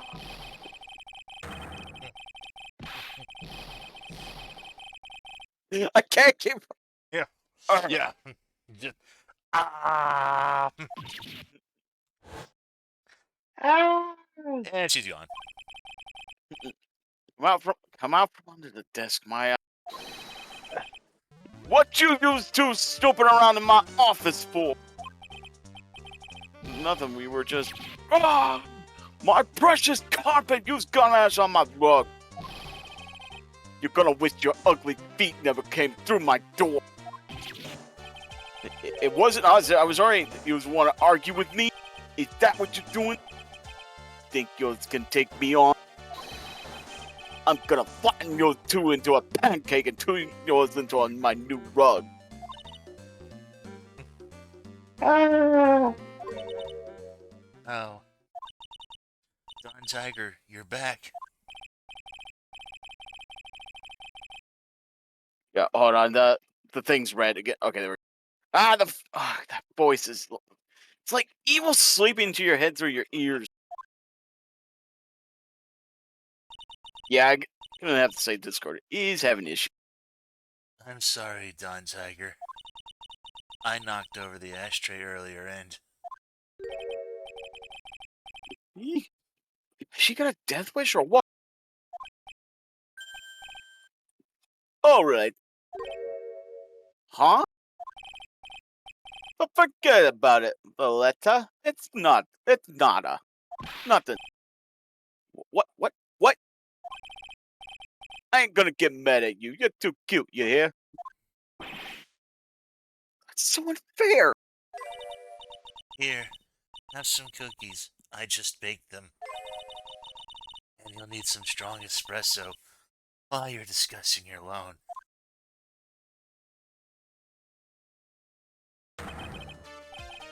Raw! Phoenix Light. Yes? You're either crazy or just plain stupid to chase after me. I worked so hard, but now you're gonna come and mess up my plan. It was him. He's my phone. But I don't care. No one gets in my way. What? I mean, excuse me? You should have left that little girl at home, right? I have a few things I want to ask. Ah! No questions. This is the last time we meet.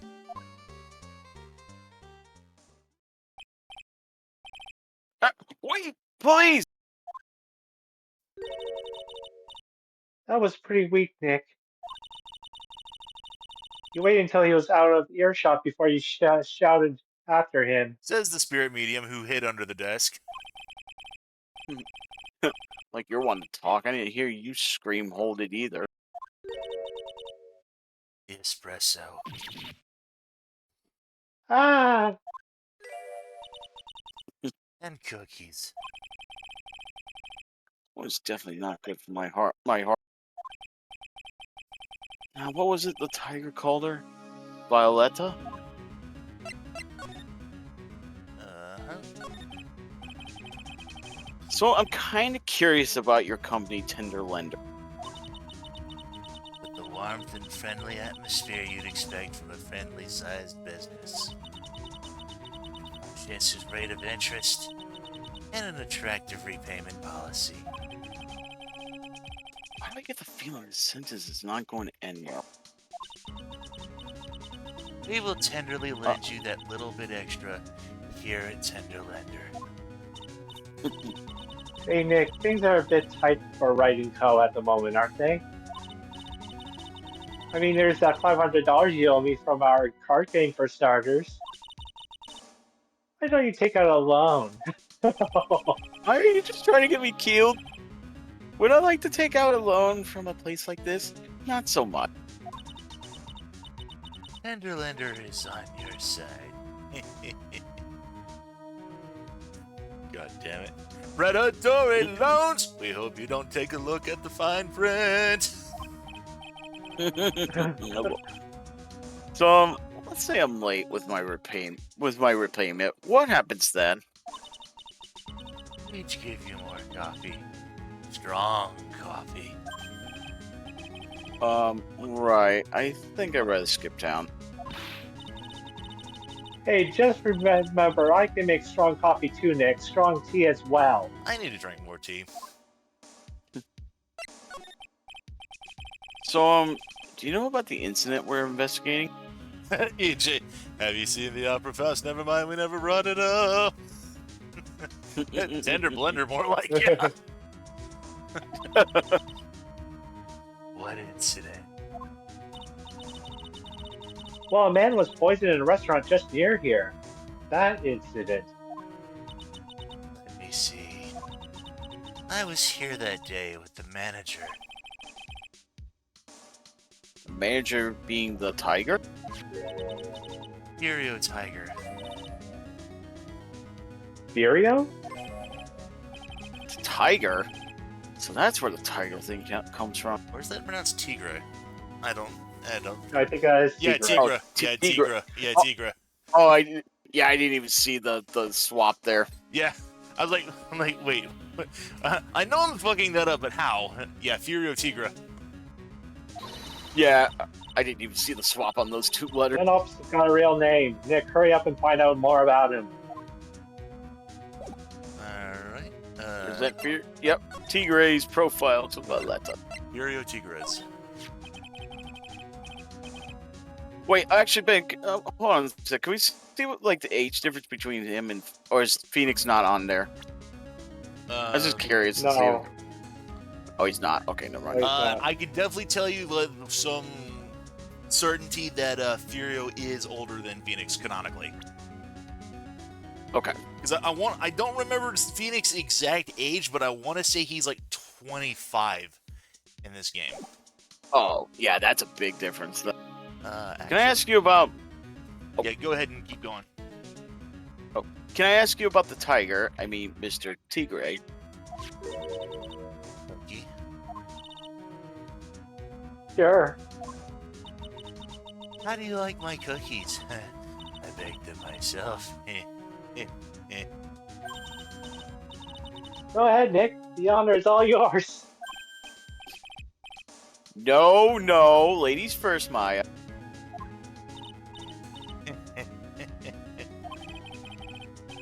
Alright, work at this. I just don't get. What are the tiger and this scary girl doing working together? We're lovers. It's not exactly coming across in your tone of voice. I owe Don Tigre my life. He's the one who saved me. The tiger saved you? Please address him properly as Don Tigre. Otherwise, I'll have to. Okay, Don Tigre. Of course, I'm sorry. Saved her life. I was like, know how that happened. Yeah, so documented age range is between 21 and 35. I think 35 is his most recent. Yeah, so around this time that he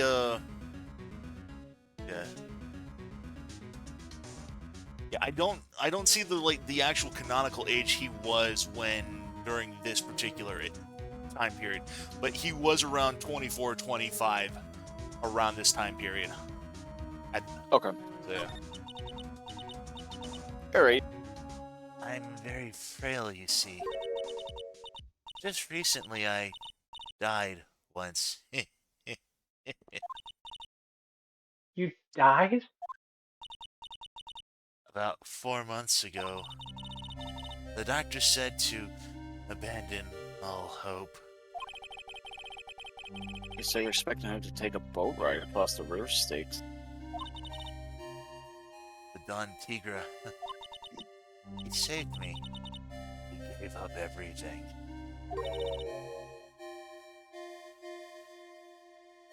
Everything?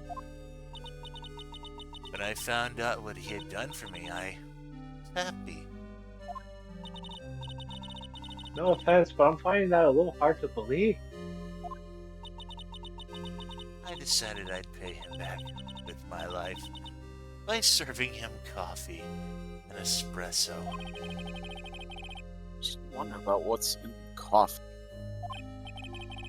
So is that why you got that bandage around your head? This? It's for aesthetics, isn't it? So what's the story with the bandages? ...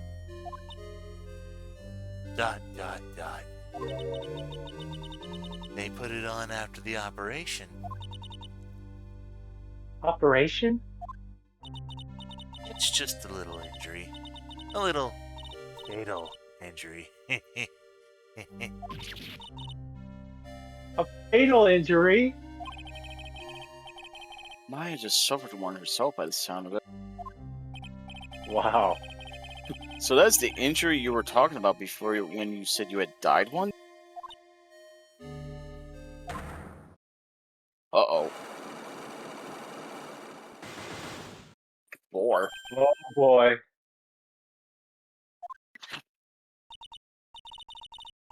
She really creeps me out, Nick. Same here, but we gotta find out the truth.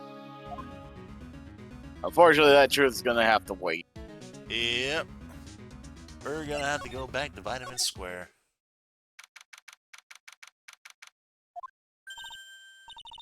There he is. Old Seedy's back feeding the pigeons again. Oh, no.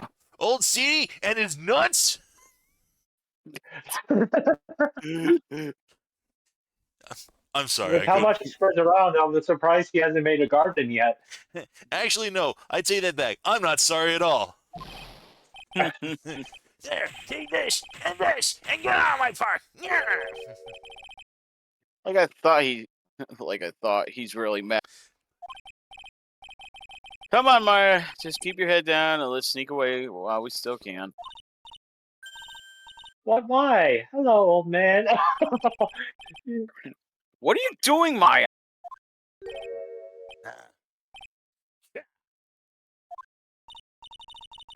Hey, he just turned his back on us. I'm not surprised. I bet I really hurt his pride in court this morning. Hey, Mr. Kudo. Pigeon. Look, we really need to talk to you, all right? Out with the demons, in with the good fortune. Ow, ow, ow, ow, seeds, shell splinters. I always knew you were I always knew you were a demon, Maya. Ow. Damn. I'm sorry about what happened in court earlier today. Everyone will be talking about me behind my back now. A dirty old man who was so busy looking at the serving girl's backside. He can't remember her face. A filthy, depraved animal. Not at all. You listening to me, boy? I don't care what you say. I saw that waitress put it in. He put some white powder in the young lad's Javachino. Oh, okay, yeah, I see. It's the bandage girl who did that. Yeah, Yep. we hear you. Yeah, EJ says that guy Schnoz looks like he needs medical attention stat. And another thing, the young layabout was wearing an earpiece. On the same side as the lens of his broken spectacles. We're really sorry. So I made a little mistake about the vase. So what? I know what I saw. I tell you. Okay, take it easy, please, Mr. Kuda. Don't tell me to take it easy, you spiky-haired brat. Take this, and that, and some of this. Why do I get the feeling that his testimony wasn't wrong at all? Just the wrong case identification.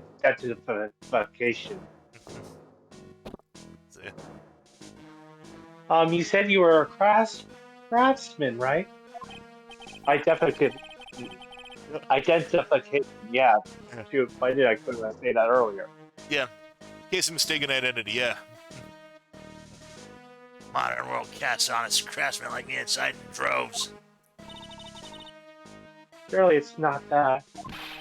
I come from a long line of craftsmen, right back to the time of the shoguns. You hear me? I didn't become an embroiderer, I was born one. Actually, I'm kind of in the same situation myself. I wanted to stick my fingers up that dribbling old judge's nose and scream right down his ear hole, "Objection!" Oh, so did you want to become a lawyer when you were young? I don't think that's quite it, Maya. I think he's just in a bad mood, that's all. Got a tsunami of frustration in the sun is ready to burst out. Yeah, you sounded like you were in a thought tunnel ahead. there. We let him start rambling now. We might never shut him up. What should I do? Suck it up. Suck it up. I guess I better let him talk. So there's not much call for craftsmen these days, then. Of course not, you idiot. All I'm good for nowadays is running errands. Errands? Everyone takes advantage of the elderly. Buy some breadcrumbs. Take the dog for a walk, Granddad. Feed the pigeons, old man. What am I, some sort of two-bit community handyman? Well, Buy some bread. Now that I can understand. What's the point of feeding some seedy pigeons? Well, people say what they mean. Get lost is what they're trying to say. Oh, yeah, to the inconvenience you see.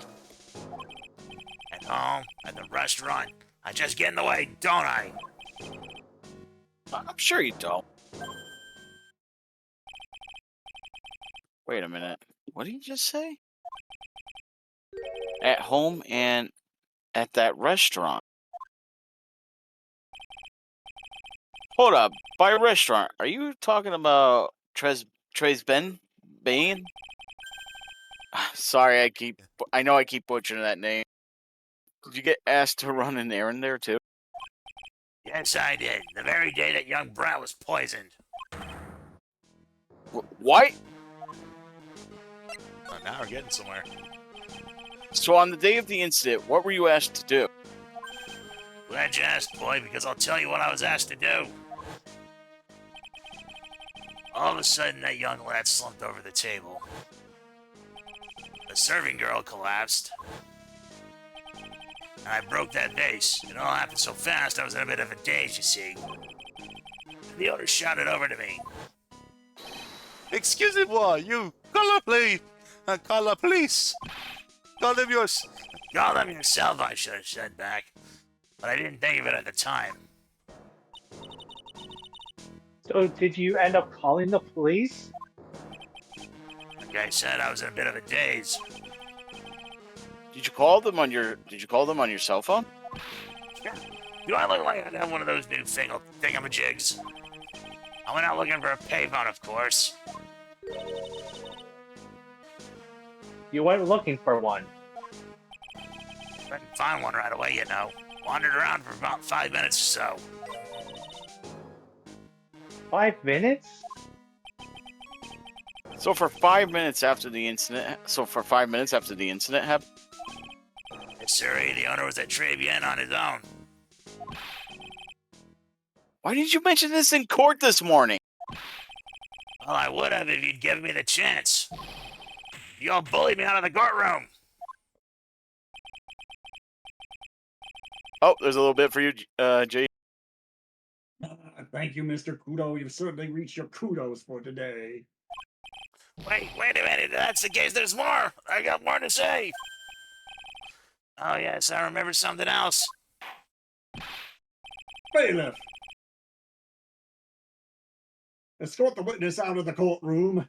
Oh, damn, of course. It's not my fault. You're the ones to blame. You could have at least told us before we got to court. Is it really that important that Mr. Kudo was the one who called the police? Yes. Yeah.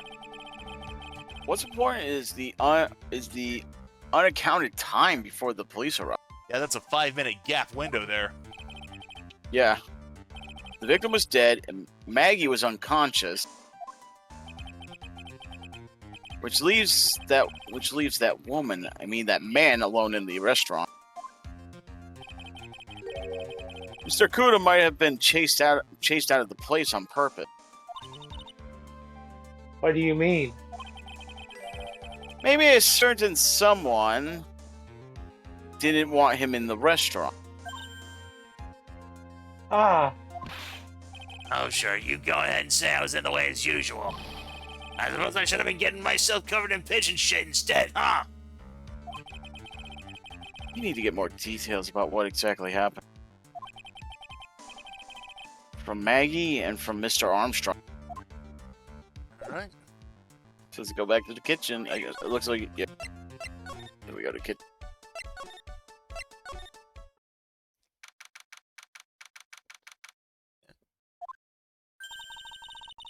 looks like Mr. Armstrong's out again.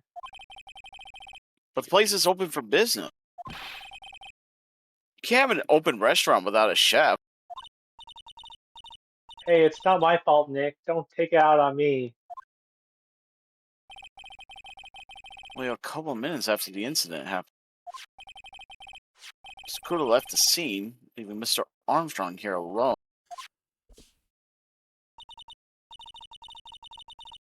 Ah, missing when we need to talk to him the most. Maybe she's trying to avoid us on purpose.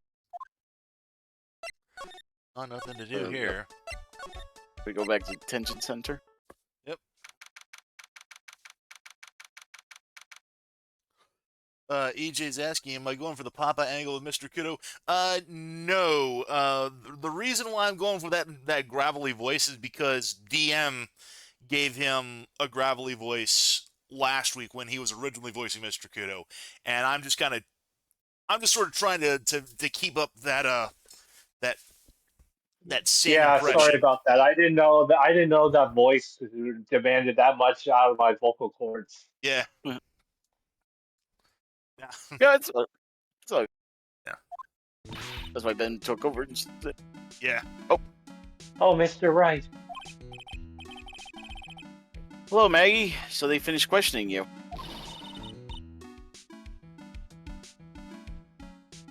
Wasn't it just unbelievable in court today, sir? I'm going to stay up all night and blog about everything that happened. You have internet access here, Maggie? Weren't you scared? It was pretty tough and touch and go there. Yeah, but you totally nailed that old man. Well, he was all over the place with his testimony. He's not the only one. Huh? What do you mean? Everyone else's testimonies don't match up either. Not with what I remember of the incident, anyway. It's possible she's the one misremembering things. I mean, if she got clunked on the head, I guess that would make sense. Maggie, you know how you said that everyone else provide testimony that doesn't match up with what you saw, what you remember, right? Yep, there are just so many things that don't seem to add up. The biggest contradiction is the other guy I saw at the victim's table. He was the one who slipped something into the victim's coffee, I'm sure of it. Well, I'm gonna say yes and no because it wasn't really him. But didn't Mr. Kudo testify earlier today? That it was the waitress. Oh yeah, that was the waitress who put some white powder into the coffee cup.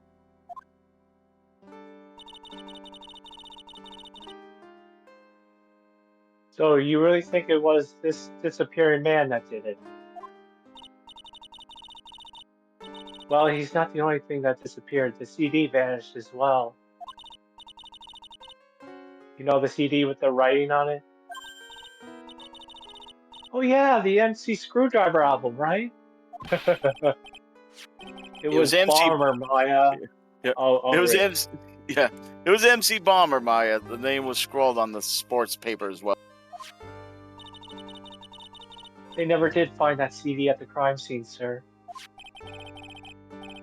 Or the the victim's medication. That's gone missing too. Ouch, my head. This is getting way too complicated for me.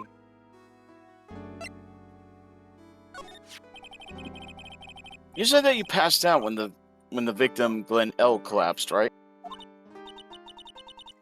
Yes, it was so embarrassing. I mean, I used to be a cop. When I came to, the restaurant was buzzing with police. And before I knew what was going on, they arrested me, sir. So between the time the victim collapsed and the time the police arrived on the scene, you have no idea what went on at Treesbin. Très bien. Trabian. Trabian. Oh my god. Trabian. I feel so bad I keep botching that name. I'm not Trabian. How can I get that right? How can I get that right, but not some of the words I was saying and try to be in a feminine voice? No idea at all. Why is it that important, Mr. Wright? The other witness, the old man from the park, was pretty much chased out of the picture. Chased out of the picture? What do you mean? Old CD wasn't inside the restaurant because he was told to go call the police. I mentioned this earlier in a Discord server. I think we were all in. I think the CQ server. I'm in the process of writing a book, and I'm real tempted just to have like a small, just a little, very tempted, just to have like a little bit character by the name of Old Seedy, and he runs a shack that just sells all kinds of just like fruit related seeds, walnuts, coconuts, peanuts, and just call the place Seedy's Nuts. Oh. So exactly, and you, Maggie, were unconscious. That means Mr. Armstrong was alone in the restaurant for a brief period of time. No. You don't think Mr. Armstrong set me up, do you? you set me up. You set me up. When you consider the fact, it's hard to imagine that Mr. Armstrong isn't involved in this at all. Grr, it's like the master biting the paw of the dog that feeds him. The cheat telling me he set you up. You set me up. I'm sorry. Are you sure about this, Mr. Wright? Well, the old man said as much when we spoke with him earlier.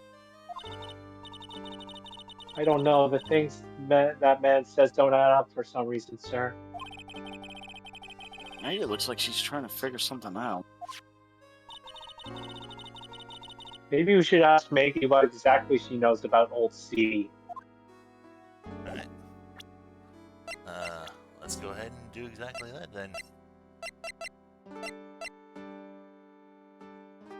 Oh, I need to present that. Oops, I had the wrong thing. Oh. Let's try that again. I feel much better after the trial this morning. I've been in a bit of a courtroom proceedings addict for years now. Feels like forever since I saw a witness as slippery as that old man.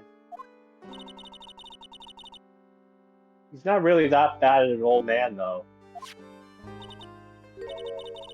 Still, I feel a bit uneasy. Huh? I thought you said you felt much better.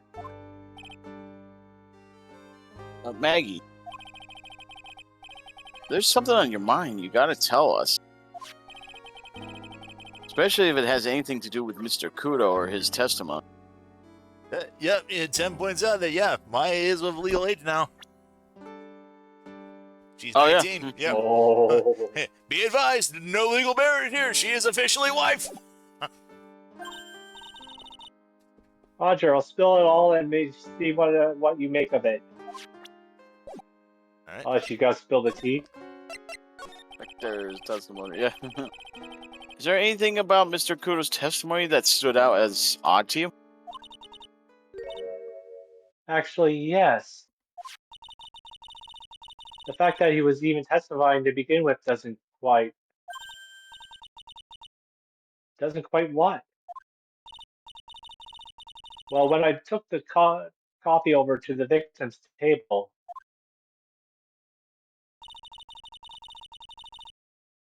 it's true there was another customer in the restaurant, Yeah, we know that already. It was Victor Rudo. Oh, Kudo. Victor Kudo. but I can't really say it was an old man. Okay, then how about calling him a really old, middle-aged man? EJ, and I will name her George, and I shall hug her and love her and pet her and see that she never feels unwanted. No, age isn't the issue. The other customer was a woman. Oh, a woman. Ooh, Violetta. A woman? Woohoo! Are you sure, Maggie? Well, I'm not 100% sure, but I think so. So what did this woman look like? She was sort of creepy. Yep. Already know. Let's see. What's that line? How would you describe this woman? Scary beyond our reason?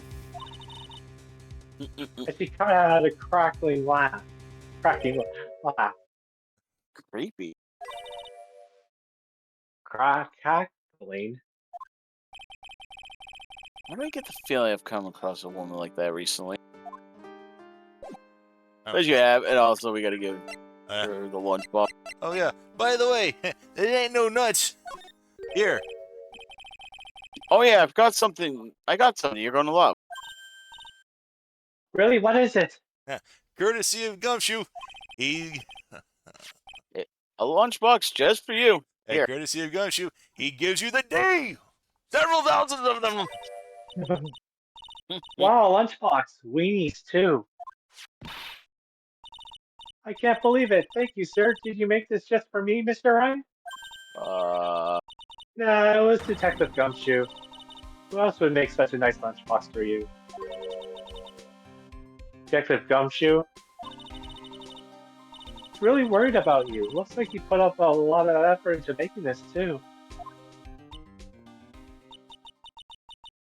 I can't accept it.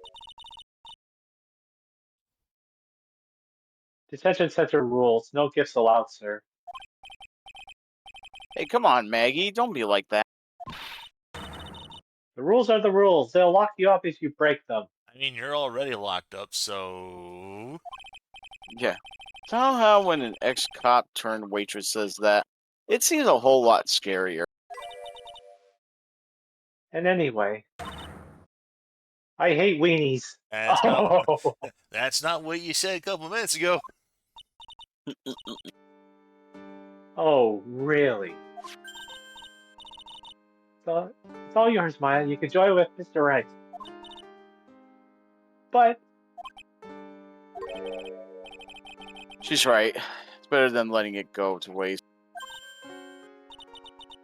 I guess so. Nom nom nom.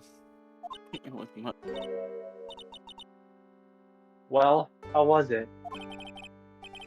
That hit the spot. I love weenies. Once again, can't be taken out of context. No, sir. Oh, good. I'm glad I gave it to you then, sir. Alrighty. Well, I know we need to move to the criminal affairs department, but I want to point something else out here first. Just real fast. Oh, wait. This is... Oh, this is that coffee stand, wasn't it? Yeah. Okay, never mind, Mr. Bin. Don't know shit then. Okay. No, I was on the other side, the wet napkin on the table. Yeah. Alright. Criminal affairs department then.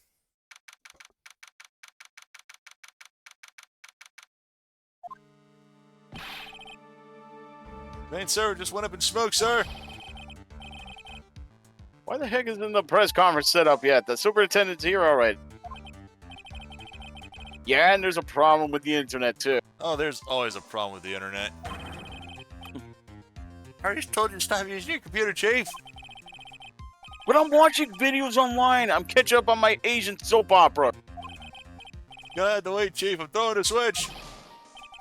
No! Just when some guy was about to confess to his son's hot to trot girlfriend. I just want to point Oh, that out. Just when some young guy, Come on, go. something about the son's hot to trot go. These names, I swear. wow, this place is really buzzing. Something must be going down. Something really big. Huh? What are you doing here, pal? Detective Gumshoe! You can't be here right now. You'll be roped into the briefing if you stay. Huh? We've got big problems here today. Why? What's going on? It's a virus! A virus! A virus! A virus? It's a virus ripping through the precinct's computer system. Quick, call in and Mega Man! They'll get the job done. Dark Horse or your network? Really need to ask you some questions. Battle Network. Good. You know, this actually would have been a great opportunity for a cross promotion because Capcom was behind both Ace Attorney and Battle Network. Yeah, they were making them for the same system, right? Game Boy Advance. Yeah, Game Boy Advance and Nintendo DS. Yeah, so yeah, like this would have been an amazing opportunity for cross promotion, but no. What a wasted opportunity. Yeah. All right.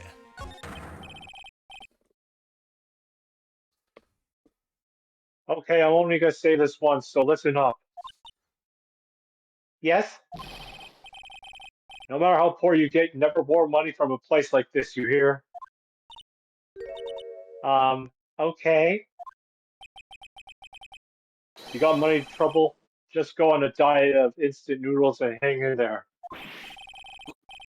You were not thinking about borrowing money, Detective. We want information. We're not. Oh, is that all? Oh, well, let's see. Tendered lender is considered to be even fishier than the average illegal loan shark. And it seems it ran into trouble just recently.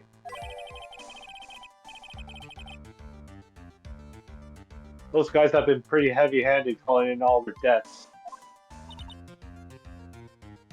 Really? Don't go poking your nose around in their business, pal. You'll really regret it if you upset that lady. All right, I get the picture. Hey, wait a minute. What did he just say? That lady? Who's this lady he's talking about, Nick? Gotta find out what the story is with this lady.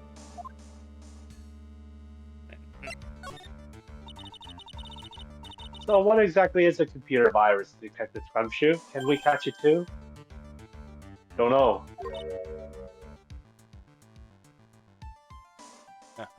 What? What? Look, I just go with the flow, alright, pal? Yeah, it wasn't showing it up on my screen. Oh. Yeah, probably Discord then. And here I thought Detective was supposed to be so what? Knowledgeable.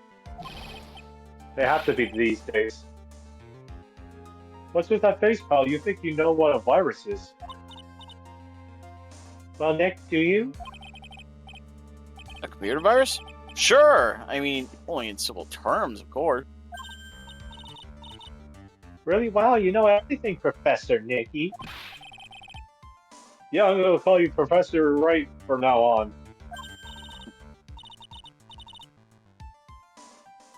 Hey, that sounds pretty cool, don't you agree, Professor Wright?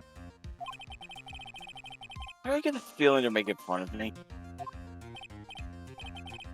Okay, fine, I'm no expert, but I can at least explain the basics to the two of you. What's a virus? A virus is a program that gets inside a computer and causes damage. You don't have to pronounce it like I do. I just do it for fun. I know. I just wanted to say it. I don't know why. That's fair. Damn it! You mean it makes the machine go boom and explode? Nothing that extreme. No, the damage is well, it's all internal. So the inside goes boom, right?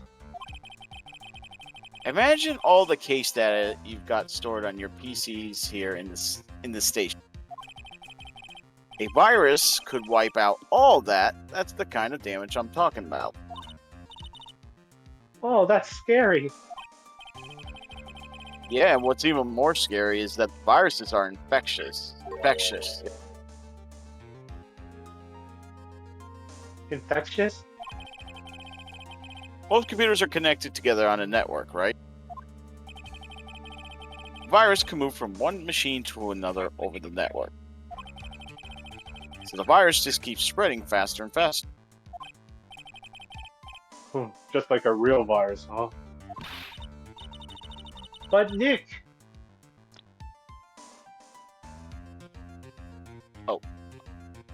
Discord again?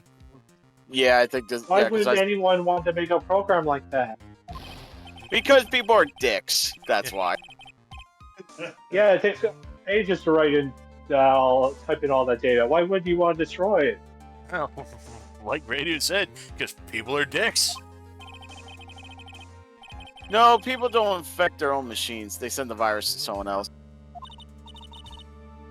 What? That's horrible. Oh, I get it. It's like you sneezing on Mr. Godo so he catches a cold.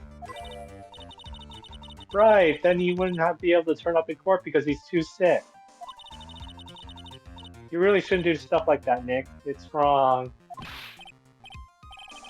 Who? What? Wait. When? And why did the conversation jump to talking about me? Anyway, that's what a computer virus is. A bad program that causes damage. All the different viruses have names, right? I feel like I've heard of the name of the virus we caught somewhere before. Let me guess, is it MC Bomber? Name of the virus, huh? Feel like I've heard of it before too. Alright. Then present the sports paper or MC Bomber to come.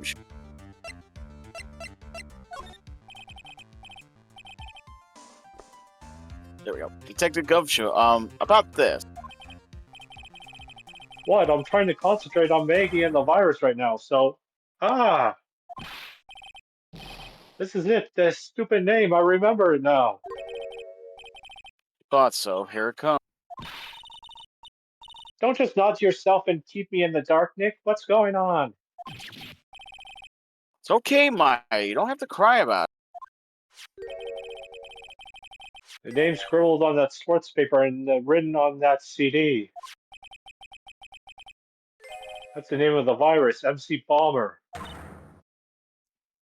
What?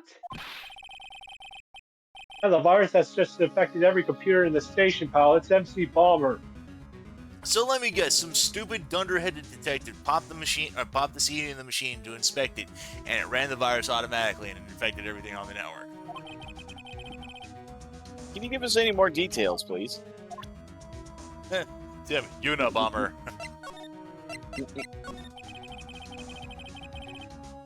We already knew about the MC Bomber virus from a while back. A group of criminals issued a series of demands to the head honchos of law enforcement. They threatened to release the virus if their demands weren't met. Who are they? I don't know, some hotshots from the criminal underworld would be my guess. Now the virus has been released, huh? Yeah, it's in every computer in every public office in the city. Everyone's going nuts. They're hopping around like they've been dancing at a carnival. Oh, come on, Discord. All this stuff with criminals and viruses almost feels like we're in a sci-fi movie. Apparently the programmer who made the virus was a real genius or something. Focus right now is on tracing the route of this virus back to on the black market. You mean someone put this virus up for sale? Yeah, and because this one's so powerful, they're estimating its price tag was in the millions of dollars, pal. In the millions? A virus can be worth that much? MC Bomber updating the court record. I have a feeling I know what happened with but I won't say anything to spoil it for anyone else watching. And then we get the profile to look. That's the girl who works over at Tender Lender. You want to stay away from her, okay? I mean it. She sure does look like a kind of unforgiving, doesn't she? That should be the least of your worries, pal. Matt, not to be confused with MC Boomer, they're a totally different thing. What's that supposed to mean? What could it be? What could be worse?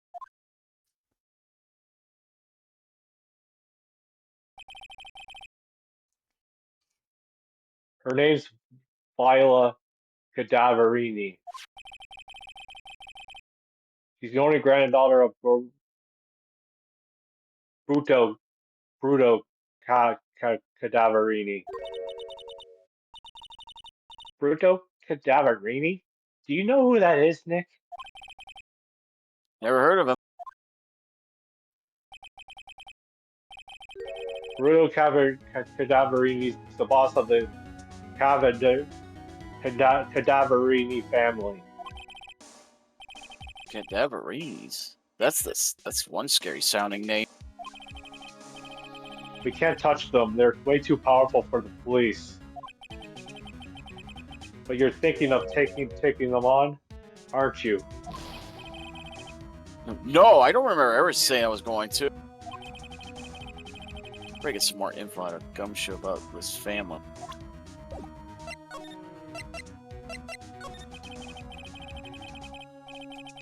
I'm not sure if I really want to get involved in this, but who are the Cadaverinis? Who are they? A scary bunch of people, that's who. Cop, and you're scared? What's that about? Trust me, it doesn't matter if you're a kid or a cop. These guys that are scary. They've got some serious clout in the criminal underworld. We can't touch them. They've got too much moolah. Moolah? As in... Money, cash, dough. They pretty much control all the cash on the city's black market. Black market, huh? And that includes Tender Lender, I take? Sure, no one stands up to Bruto Cadaverini, and I mean no one. Interesting. So Viola's the granddaughter of some mafia boss then? Yeah, and everyone knows how much Bruto loves his little girl. She means everything to him. So, how did she end up at Tender Lender? I don't know, pal. I heard she and the boss of Tender Lender are pretty tight. Oh, so I need another minute so someone could take my role for a bit. Tight? That's what it said in a file that I read related to Makey's case. Sounds like a pretty important clue. Oh, I can't believe it. I almost forgot the most important thing. And that is... You know the lunchbox? How did everything go? Lunchbox. You remember the weenies? I hate Winnie's. Hey, weenies! I'm sorry. Alright, I'm back. Sorry about that. Oh yeah, those weenies. So how did my weenies taste when they went down the hatch? God damn it. God. Why should you have to put it that way, Gummy? They were gummy? Well, it was delicious. Oh, Oh yeah, no. that's what you said, right? Really? Well, not exactly. Don't worry, pal. Oh, God. I figured something would happen, so I came prepared. Prepared? What do you mean? I made a jumbo lunchbox. Oh, do me a favor, huh, pal, and deliver this? Sure is a heavy burden in more ways than one. I can just imagine Maggie's little eyes sparkling with joy when you bring them to her. Weenies again, Nick. Tell me we don't have to eat all these too. Yep, a tenderly man-made jumbo lunchbox fills the stomach with love and plenty of weenies. Again. I really can't eat any more. Did Oh, come on, Maya. Don't be such a weenie. Alright, so... I go to the blue screen? Yep. Uh...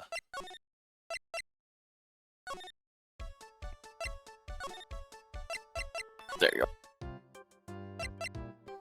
Alrighty. Oh, because we got a lot of sidewalks to go through now. Yep. Glenn's troubles.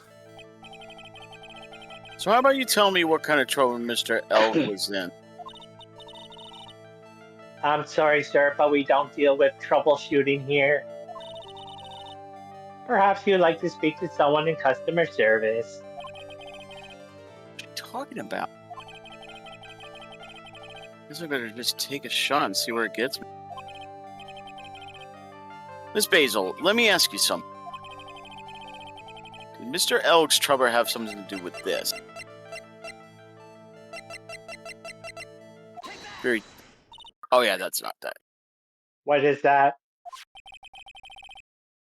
Bunch of horse racing tickets, all losing one. With that many tickets, you could get $1 at the recycling center. You good people are very, very bad. Cashing in others' misfortunes is immoral. Is that a whiff of hypocrisy I smell? Well, what is this? What is the relevance of these tickets? The victim, Mr. Glenn L. He had a gambling habit, didn't he? Come on. I don't think that's a logical conclusion based on the facts. Everyone likes to go to the races from time to time. Yeah, but not everyone buys as many tickets.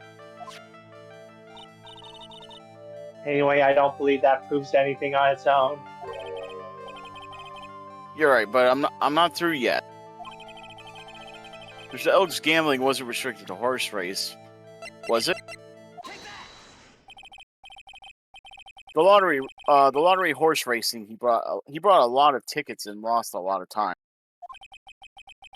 That's gotta have hurt his wallet pretty bad. Don't you think? Maybe bad enough to be the cause of some pretty serious trouble, perhaps. No. You are right, Glenn did have a gambling habit. You good people must not follow his example, do you understand? Trust me, even if I wanted to, I don't exactly have the money to buy any. Come on. But if you win, there's no problem, is there? And Glenn had a winning ticket, didn't he? For $500,000. Yeah, but It's hard to imagine how he could have been in trouble then, isn't it? it's true that Mr. L won $500,000 in the end. But that was his first stroke of good luck. He was in deep trouble before that. Deep trouble, what do you mean? Mr. Elk's real problem was with someone or something more terrifying and ferocious. Hero Tiger. Tiger. Yep. Hero Tigre. What? Yeah, Oh. Furio Tigre. Firo Tigre, the boss of a loan office called Tender Lender. I'm sorry, Tigra. Yeah. Tigre. Yeah. Anyway. Yep. Tenderlander, people with business should think harder before naming their offices. Well, you're one to talk. Well, what do you think? Our firm is doing very well at the moment. I don't think we need to borrow money. No. I mean about Mr. L. You think Gwen had something to do with this Furio Tigre? Yes. I'm sorry, I don't know any connection between the two of them. Really? I got proof that Mr. Elg and the Tiger knew each other.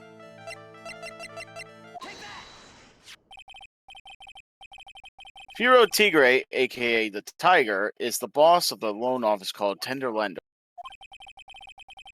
This is who Mr. Elg met with on the day of his murder. And the only thing a loan shark would talk with him about would be in his debt. No. It's true Glenn had racked up quite a bit of debt from his gambling habit.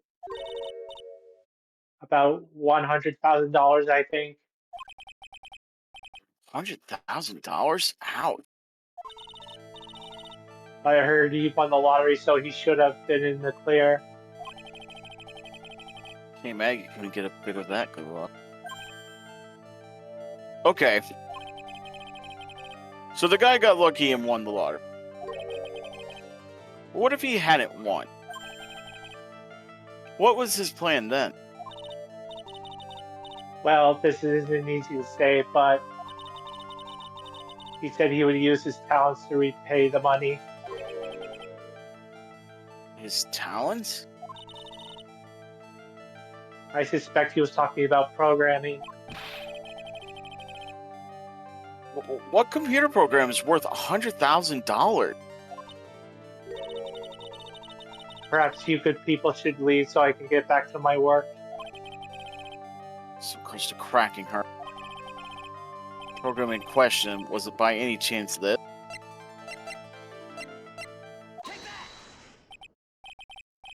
Well, this is it, isn't it? It's the virus that's infecting computers worldwide as we speak. MC Bomber. No.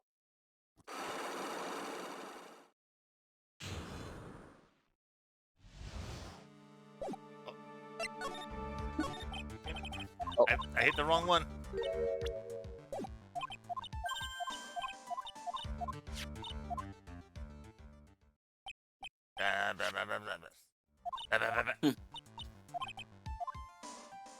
Okay. Don't There you mash go. A this time. Glenn's head had more processing power than any computer, but it had been infected with a gambling virus. Come on. Glenn was in too deep. You mean he was in debt? Yes, $100,000 in debt, not an easy amount to repay.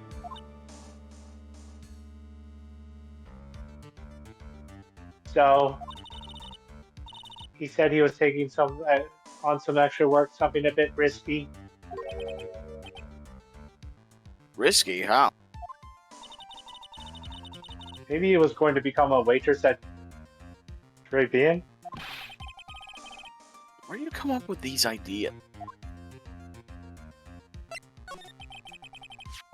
So it's safe to say Mr. Elg was the creator of this virus, huh? The MC Bomber virus, yes. It was a work of genius in a bad sort of way, of course, but still genius. Something like that would probably fetch several $1 million on the black market. Inconceivable. Gumshoe was right for a change.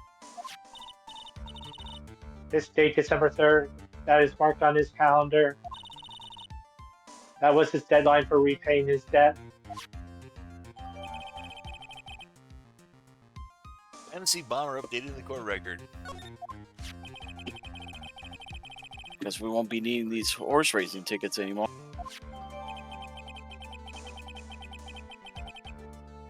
And Glenn Elk's losing horse racing tickets just thrown back on the floor. And I threw it on the ground!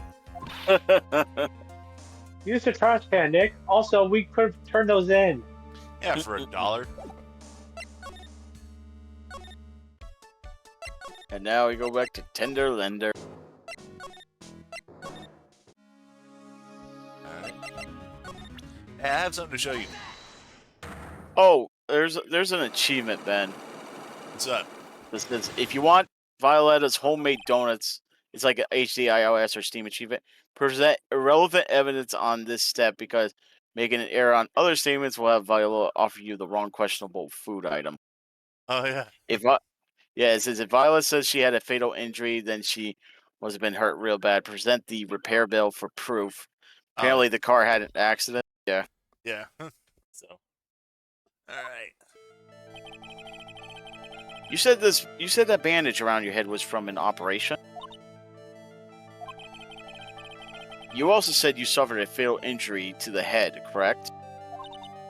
Yes. The operation was very difficult, apparently. Now, by fatal injury, you mean you were hurt very badly somehow, right? ...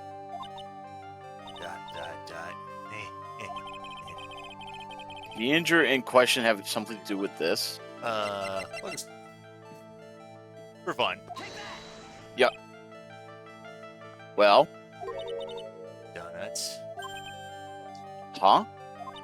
I baked them myself. Homemade donuts. Have one. What's inside? Jam and... I'm sorry, but I didn't quite catch that. Thanks. Thanks, but no thanks. I think I'll pass. I guess that was a flaw. This woman for her to have such a huge bandage around her head. Must be some piece of evidence that'll prompt her to tell me what happened. Now, by fatal injury, you mean you were hurt very badly somehow, right? Yep. Alright, so yeah, it's slipping. repair bill. There you go. I have here a car repair bill. From this, it seems pretty obvious that this car was involved in an accident. Let me see that. This bill is made out to the Cadaverinis? Yes, it is. I don't think I ever introduced myself. Tell me, what do the Cadaverinis have to do with me? Something tells me she's not about to say hi and introduce herself. Alright then. Relationship with the Cadaverinis is very strong, and this as well.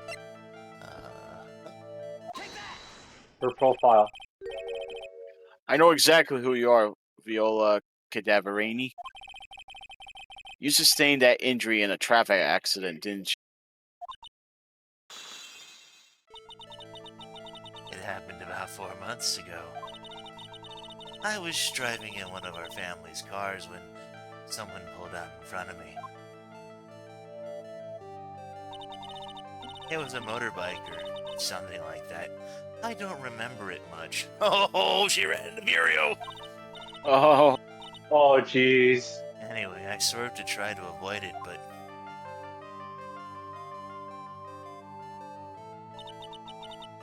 I took a blow to the head. A bad one. Yeah, I can imagine.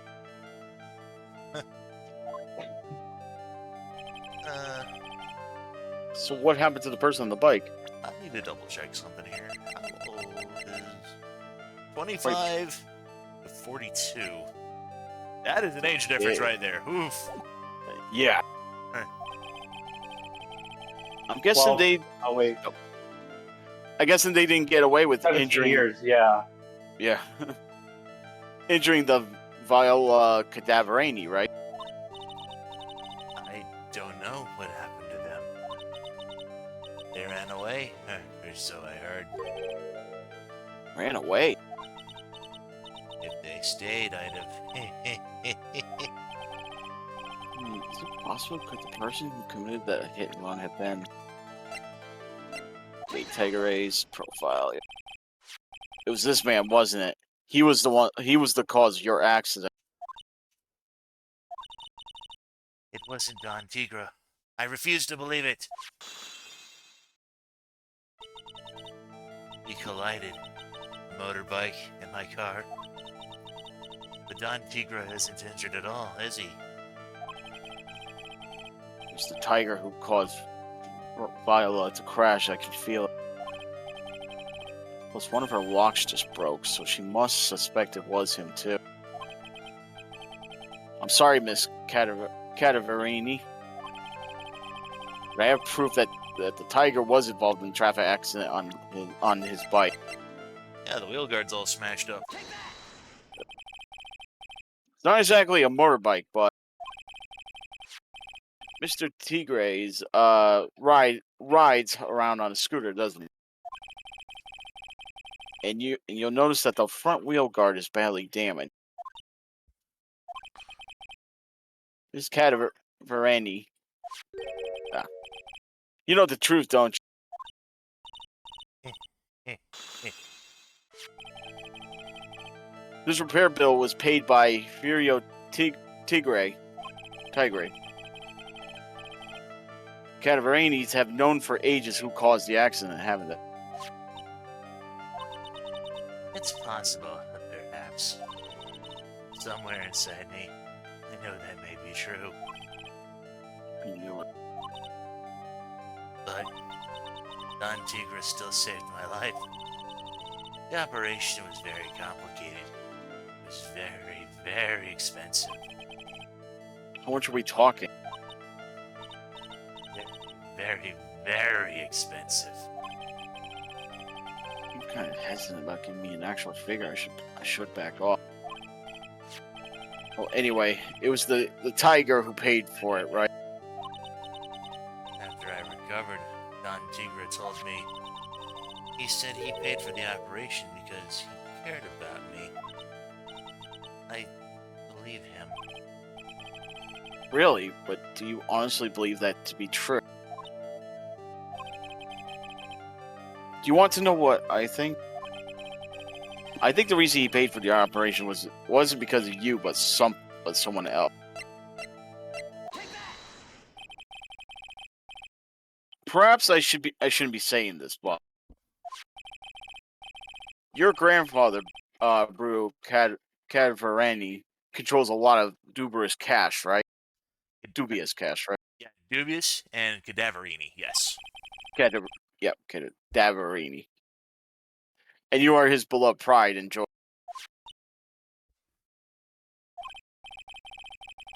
Sure, I don't know exactly how much the operation cost, but if you weren't the granddaughter of Mr. Cadaverani, do you think Mr. Tigre would have paid the money? Tigre. Is that Tigre? Tigra. But yeah. Tigra. Tigra. $1 million. Do. 4 months ago, I was in a traffic accident. That's why I needed the operation. When I woke up, they told me it was nothing serious. A simple procedure. Oh, really? EJ, cadaverific, Jimmy! Well, I guess if she recovered in 4 months, it couldn't have been too bad. They said the operation cost $1 million. $1 million bucks? My grandfather ordered Don Tigra to pay $1 million in compensation. Compensation, huh? Underwear lingo for paying money to settle a score. Basically, pay or get into some serious trouble. But $1 million has to be related to our poisoning case somehow.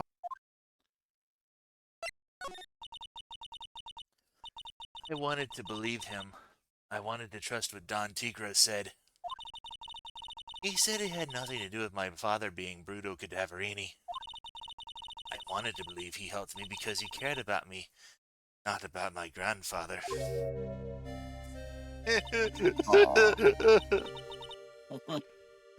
But I knew that wasn't really true. Wow, I'm so sorry. What he did to get the money was evil. He said it was all for me, so I helped him. You helped him? In what way? Here, take these. What are these? Medical papers? I'm Bruto Cadaverini's granddaughter. He had to pay compensation. He was made an offer he simply couldn't refuse.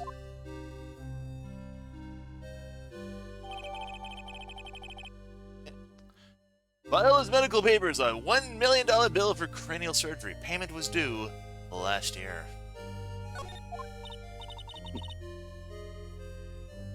I feel so bad for Viola. Wow. It's inexcusable. Sounds like cadavericious even. Huh? There are two things I consider inexcusable. Poisoning and betrayal. Only a coward would hurt people using either of these tactics. Is everything alright, Nick? We should get going. Right after we finish our espresso. Yeah. I'll need to convince Viola of anything else, so I guess I can get rid of this. Hair bill thrown in, and I threw it in the trash!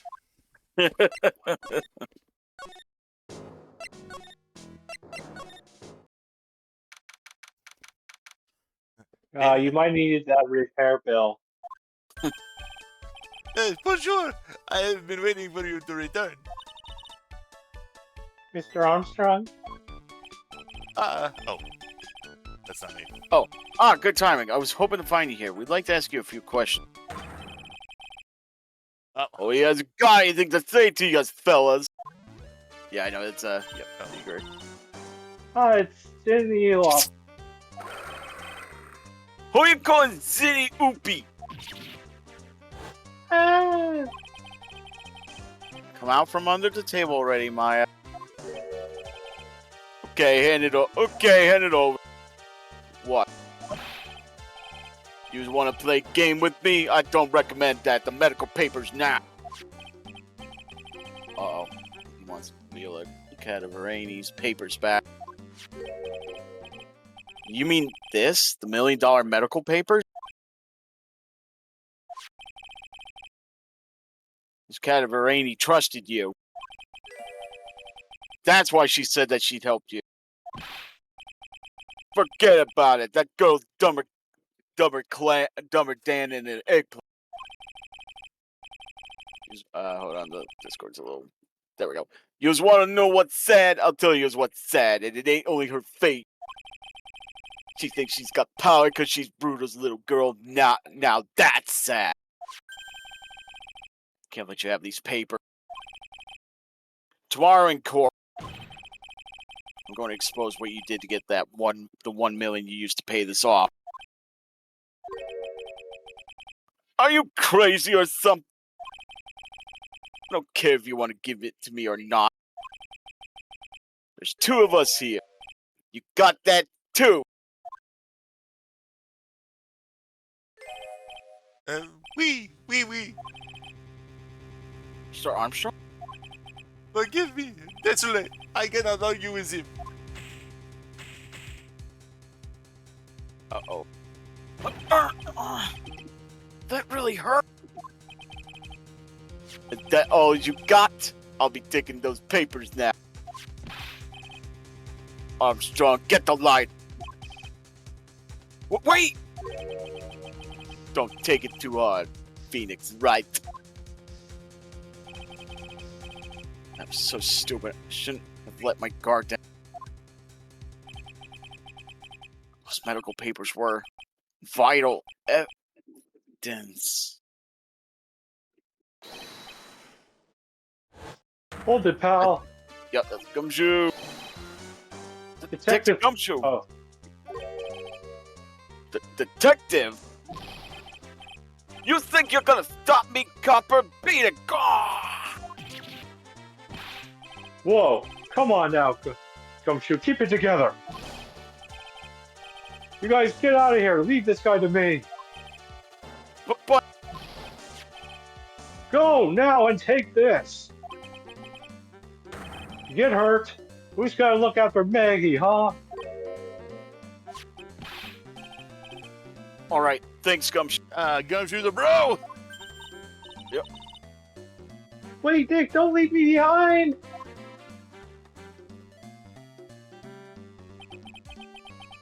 I'll get even with that guy tomorrow in court. Tender lender is going down. To be continued.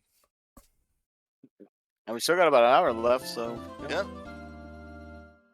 Alrighty, we'll go ahead. Damn, you did say Gumshoe would come in clutch later on. Yeah, this is part of the reason why I said that, yeah. Like I said, Gumshoe is a bro. So we're gonna save our game here. We're gonna take a quick break because I need to use the restroom and I want to go ahead and get a refill on my some to drink. So Alrighty. we'll be right back. Go get some snacks.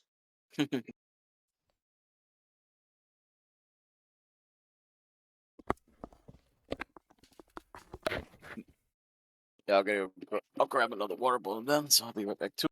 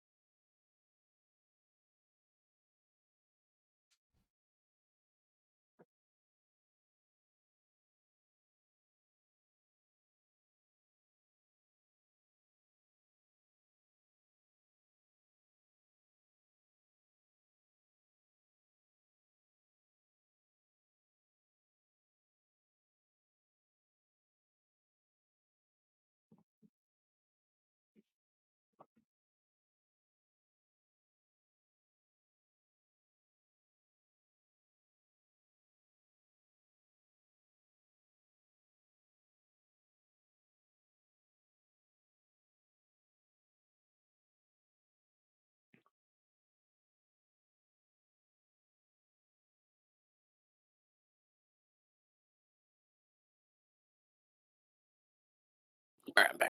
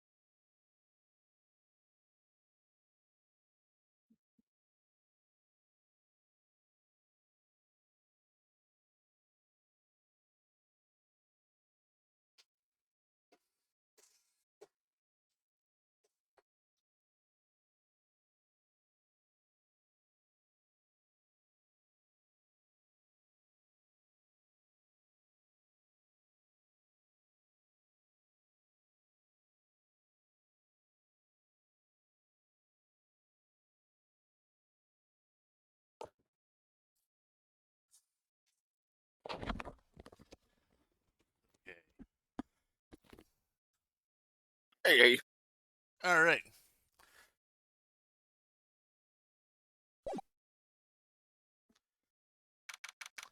January 8th, 9:46 a.m. District Court, Defendant Lobby, number 1. Good morning, Mr. Wright. Good morning, Maggie. So, what do you think is going to happen today, sir? Yesterday's session didn't go so well, and it ended on a giant mystery. that's true. We still haven't solved a single part of it yet. Are you okay, Nick? Huh? Oh, yeah, of course. I saw that little flash of doubt in your eyes. No. Yeah, it keeps like pausing as like for a bit while that wasn't doubt. That was determination. Why don't I believe you? It's nearly time, Maggie. You better get going to the defendant's seat. Roger, don't let me down, Mr. Wright. I'm counting on you.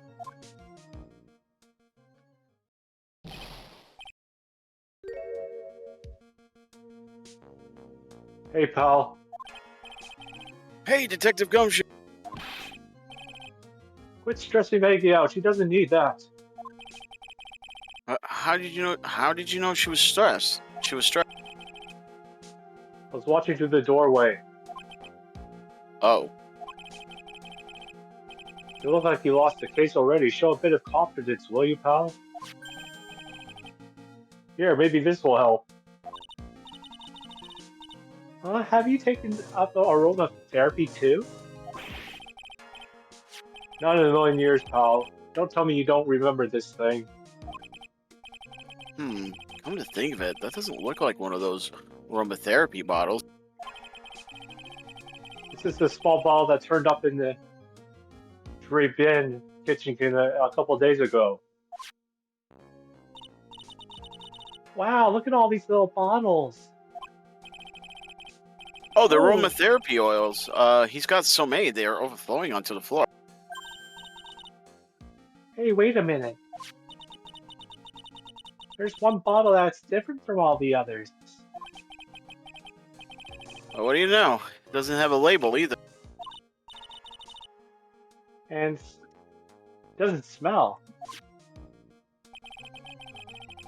We finally got the analysis results back from the lab. So, what is it? Is it the poison? I'm afraid not, pal. It's medication. Oh, that's that topical ointment. Oh, Medication?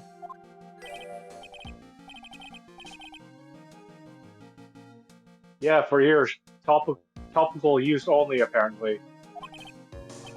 for ears. For ears, you mean? Yeah, it's the medication Glenn Elg was using for his ruptured eardrum. What was Glenn Elg's ear medicine doing in the kitchen? Yeah, remember that John Armstrong was a kleptomaniac. Oh, yeah. What about the unidentified fingerprints? Anything on that? Someone screwed up, so they only had time to analyze the contents of the bottle. Another hour, and they might have gotten something on the prints, but It's gonna weaken its impact as a piece of evidence. okay, pal, this is it. Make sure your defense is impregnable, okay? Our defense is impregnated? That's going to be a challenge. Impregnable, yeah, I know. Impenetrable. I know. Impregnable. I Okay. couldn't help but give you some shit, dude. I thought I messed up for a bit. Hey, wait a minute. Today's trial. I'm gonna expose that guy for what he's done, or my name isn't Phoenix, right? It's Phoenix wrong, trite. January 8th, 10 a.m. District Courtroom, number 4.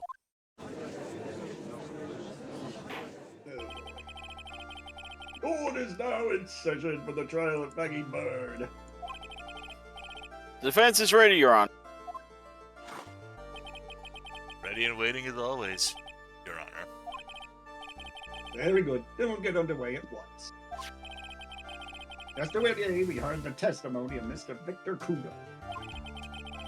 He claims the witness the defendant putting a powder into the victim's coffee.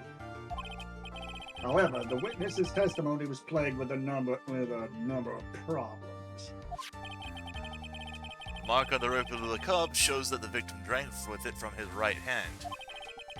But according to the old man's testimony, he picked it up with his left.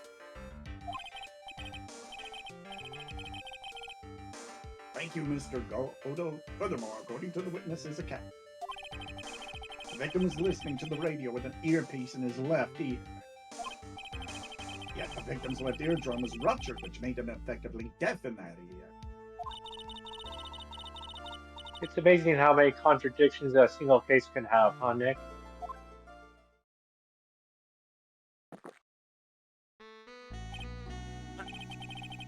Allow me to enlighten you, Your Honor. The world, you see, keeps turning, and we must turn with it. No, you've lost me all the way, Mr. Godo. Don't let the mysteries of yesterday mystify you today. Only losers think like that. You've got to change with the times. That's one of my rules. Are you implying that you resolve these contradictions? You know the answers to... Oh, sorry. That's the judge. You know the answers to these riddles? The old guy just wasn't throwing seed in here, he was throwing us off the scent. And today, I'll prove it. Oh, very well. Let the first witness take the stand. Ooh la la! And you are? Oh, bonjour, everyone! I am Jean Armstrong, the owner and head chef at La Tribulations restaurant. Enchanté! Forgive me for asking, but are you a woman? Ooh la la, monsieur! As you can see, I am a Puritan Turkey gentleman, non?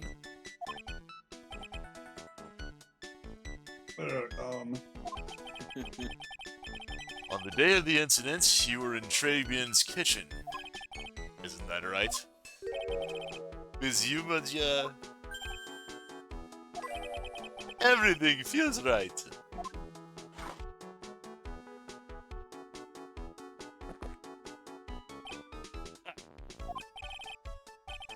Wow, he's totally unfazed. Doesn't anything intimidate this guy? Your testimony, please, witness. Please tell the court what happened that day at I forgot how to do it. At Tribulations. Tribulations. Oui, volunteers. Glad to know that I'm not the only one having a hard time saying that. Yeah, I apologize because I know for a fact I am butchering these French pronunciations. When it happened, there were just two customers in my restaurant. I remember I was experimenting with some new art decos that day. Like having a large mirror between the tables, for example. Oui, perhaps that is what that old man was looking at. La cup, la earpiece, and la glasses, he would have seen everything in reverse, non?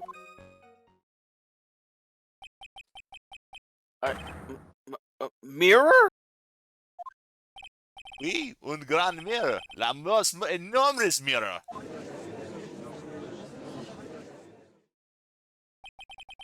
And suddenly the mystery disappears. Like I said, the world keeps turning, so roll with it. That would explain your coffee cup and the earpiece conundrum. Conundrum. The mirror would have made everything appear back to front. The heck? It's way too early in the morning for this to be happening to me. Now then, Mr. Wright, you may begin your cross-examination. Alright. First, second, third, fourth, and fifth. Yeah, I like the fact that says, yeah, if you want the achievement, you have to press every statement on that. Yeah. But we're not gonna have to worry about the achievements. Coffee cup, the earpiece, and the HMD. Let's think back over Mr. Kudo's testimony for a second, shall we? The boy was wearing the earpiece on the same size as the green links of his specs. No question, you can lock me up if I'm wrong. It was his left ear without a doubt. So to summarize, we were told both the HMD and the earpiece were on the victim's left side. Now, if Mr. Kudo saw all that as a reflection in a mirror, it means both the HMD and the earpiece were actually on the victim's right side. Exactamente. You see, monsieur, now that you think about it, it is not so hard known. Unfortunately, that's where we run into a monumental contradiction with the fact. If Mr. Kudo really did see everything in a mirror, why is it that the HMD is now on the wrong side of his head?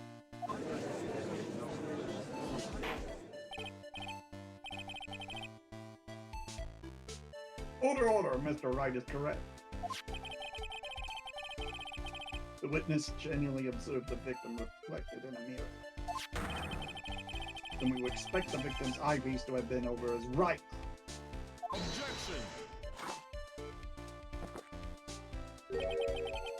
How bitter. Right, you should have a taste of this bitterness. It'll calm you down in no time. Are we talking about your coffee or something completely different? You don't understand the way the witness thinks. How he thinks. You remember this, I presume? The I broke the vase, sorry, apology, Mr. Kudo's sworn testimony? Exactly. The old man has one very grievous habit, other than throwing seeds. The more of an impression something makes, the more muddled his mind makes it. And what's the most striking thing about Mr. Elg?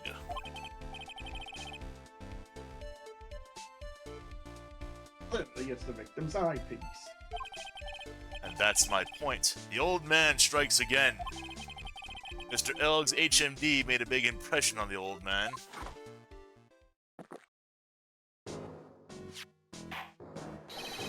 I saw the earpiece in those newfangled spectacles he was wearing. Oh yes, they were both on his left ear. Do you hear? His left ear! Ah. Well, trite.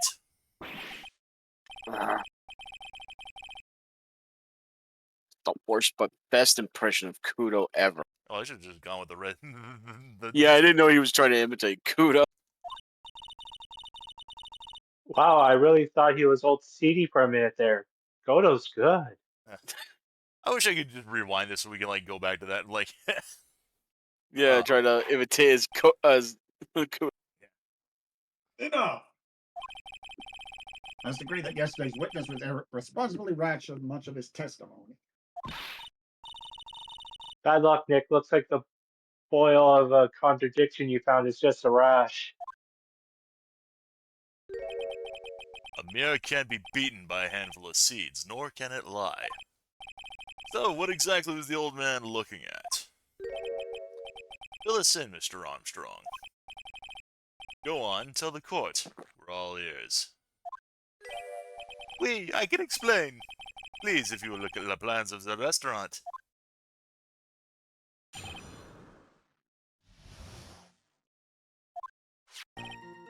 Hello, is everyone sitting comfortably? La mirror, it was in the middle of the restaurant, dividing the two halves. There's only one seat from which you could have seen an image of la victim. That was la seat at the table next to la victims. That was where la old man was sitting. After the terrible incident occurred, and la mirror's old was not in the way. But naturally, I did not touch anything else.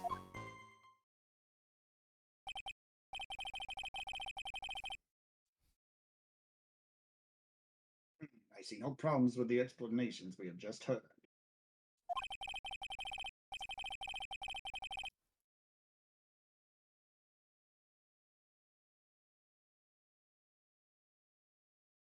From the table next to the victims, Mr. Kudo could have seen the victim in the mirror. What a naughty little coquette I am, confusing all the men like this. Don't worry about it. We can keep up, except for the guy breaking out in a cold sweat over there again. I hate that guy.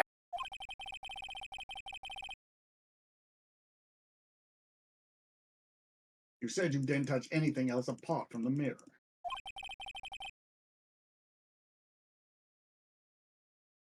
Are you quite sure about that? Volunteers, of course! Volunteers, of course!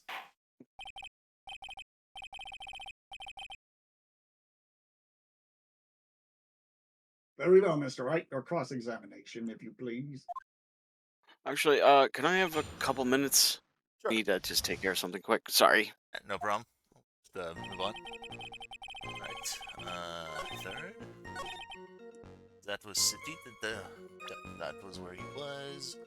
Prime photo is on the third.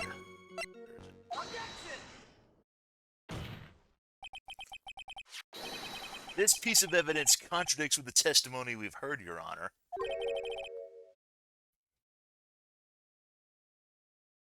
Photo? Yes, the photo clearly shows something that theoretically should not exist.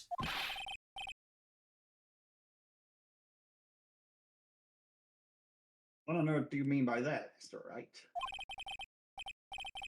Should not exist? Sounds like you're describing yourself, trite. Now then, things, but please clarify its statement.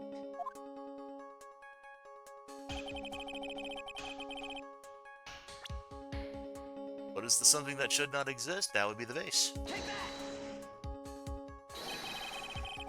think it's pretty obvious that this is what should not be in the picture.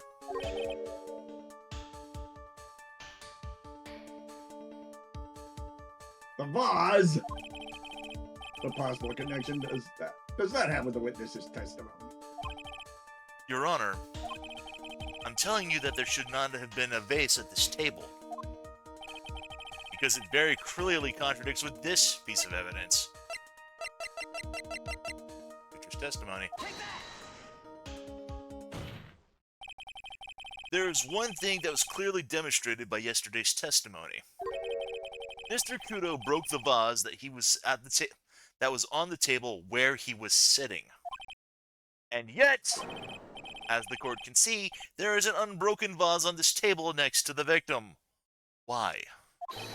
Because Mr. Kudo was not, in fact, sitting at that table next to the victim at all. Objection! Don't be an idiot, trite. That's impossible. That seat's the only one that Kudo could have seen the victim's reflection from. Exactly. There is only one conclusion we can draw from this contradiction. There was no mirror at Tribulations that day. Your testimony, Mr. Armstrong, is an elaborate lie! Mon Dieu! Objection! Alright, Max, sorry about that. Don't try to confuse the court, right? Obviously, the witness cleaned up the vase, while the police were taking their time getting to the crime scene. Alright, the screen's frozen on me. There we go. Fortunately, Mr. Godo, that doesn't quite work for me. Hey, what happened to your voice, Mr. Trite? Sorry, I had a sore throat there for a second. Mr. Armstrong's already testified to the contrary in his own words. I did not touch anything else except the mirror. Ugh.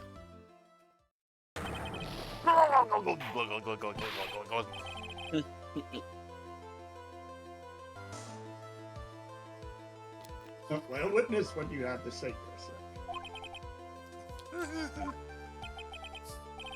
I was right. There was no mirror in the restaurant that day.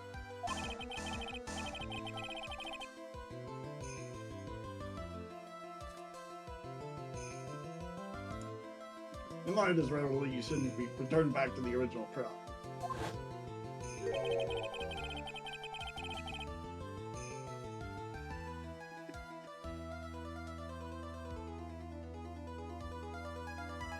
Why did the victim have an earpiece in the ear when she couldn't hear?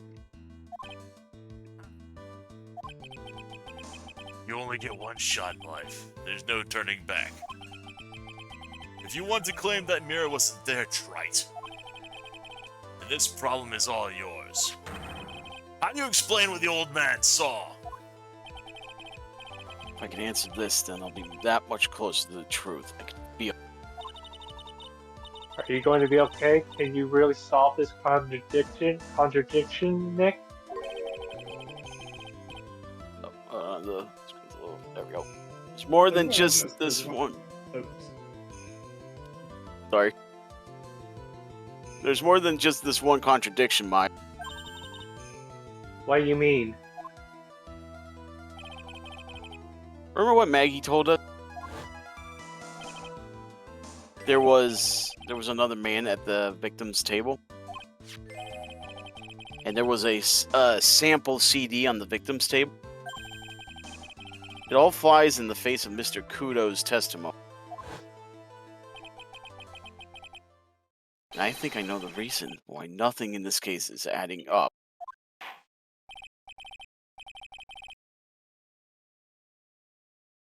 Mr. Wright, let's hear your answer. Yes, Your Honor. The reason behind all the contradiction in Mr. Kudo's testimony is simple. He made a mistake. The ear doctor made a mistake. The victim was a phony! This case is riddled with contradiction.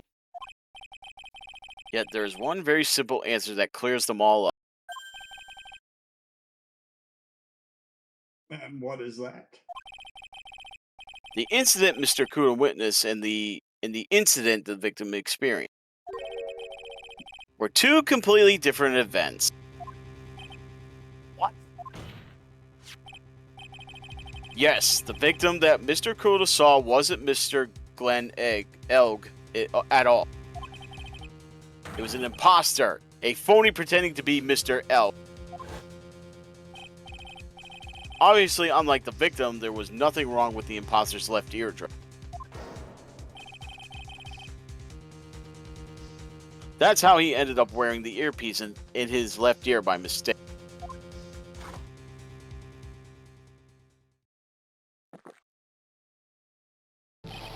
Oh!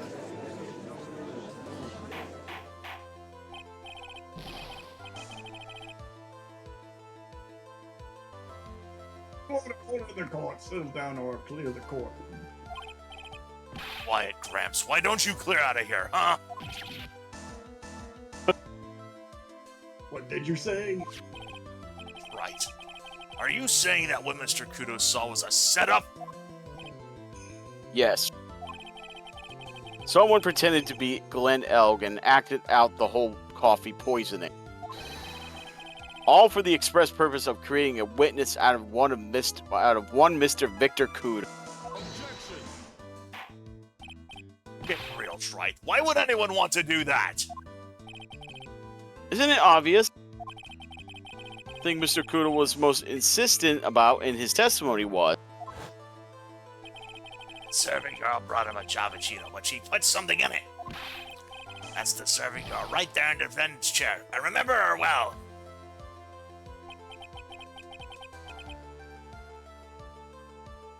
It's so hard to believe, but there was one and only one reason to show Mr. Kudo this fake poisoning. To show Maggie Bird in the act of poisoning the coffee. Objection. Are you insinuating that the witness in this old man's story was a fake as well? It's true there were no other customers in the restaurant at the time, but it's also true that the chef was there. He would have noticed what was happening.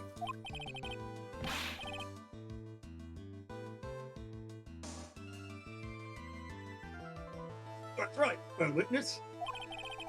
Your restaurant really was the scene of such theatrics. You would have known about it, correct? La la. This is most difficult for me. No, it's quite simple. All you have to do is testify. You are under oath after all. Was there, in fact, a phony at Trey's Ben that day? The defense demands that Mr. Armstrong tell the whole truth about what happened.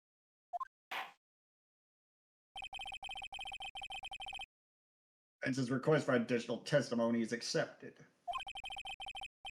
You would actually explain in detail the events in the restaurant that day. Oui.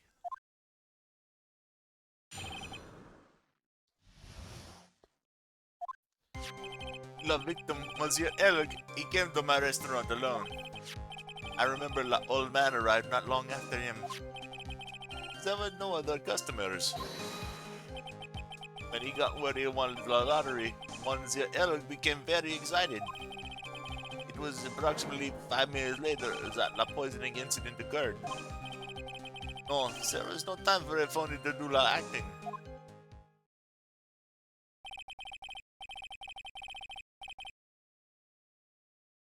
Just so we're clear, there was no mirror in the restaurant after all. It was demanded a pardon. Forgive me, Your Honor. J'avoue. I lied because I wanted this mess to be cleared up very quickly.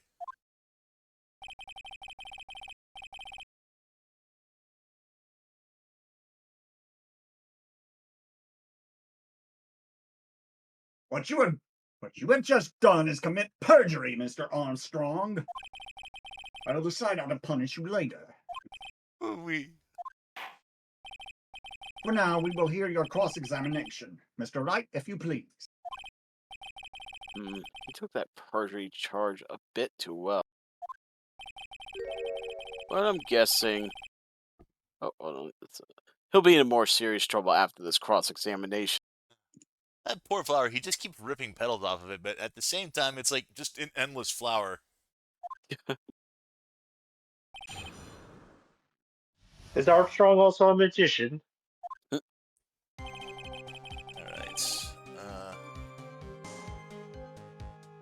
Second statement.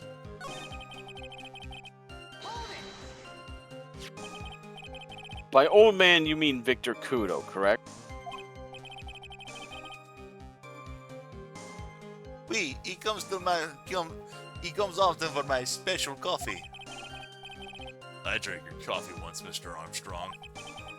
It's special, I'll give you that. It's worth a sip just for the experience. Oh, you make me so happy, monsieur. You are most welcome anytime. I said it was worth one sip, and nothing more.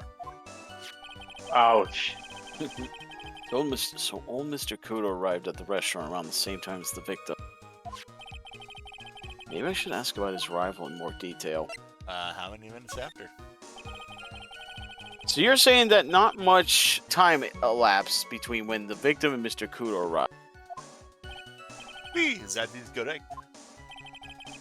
But that still leaves the possibility that something happened in the gap of time. That gap. And by your recollection, how much time would you say elapsed? Let me see, approximately 2 minutes, I would say. But didn't Kudo say 5? 2 minutes? That's all? Seems unlikely that anything untoward could have happened in such a short time. Rats, I knew I should have pursued this line of questioning. Just gonna go through that again. Yep.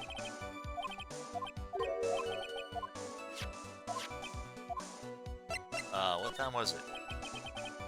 Out of curiosity, about what time was it when Mr. Kudo arrived? Yeah, the thing was frozen a bit. I couldn't see. Oh no, I cannot remember, monsieur.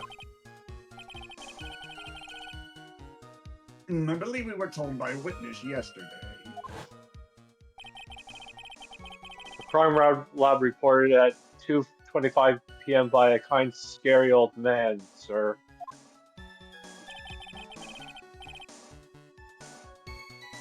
Does that perhaps jog your memory, witness?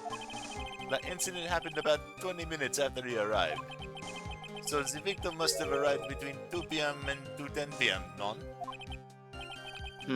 Just after 2, huh? Thank you for your help in jogging my memory, monsieur. You are wonderful. I can't sit up here all the time and do nothing now, can I? The time of day will be added to the witness's testimony. Oui, monsieur judge. Everything I do it for you. Merci bien. That's French, isn't it? But at least one person is in a good mood. He's even humming a song to himself. Alright. Are you absolutely sure about the time?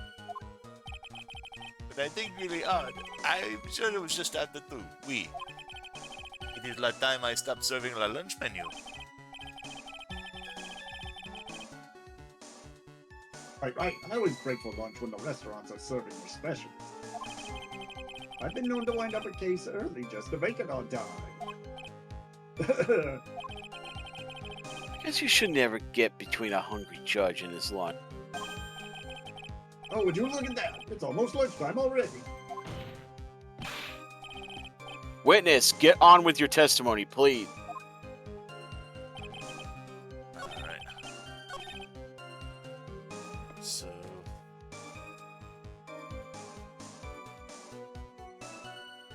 Alright.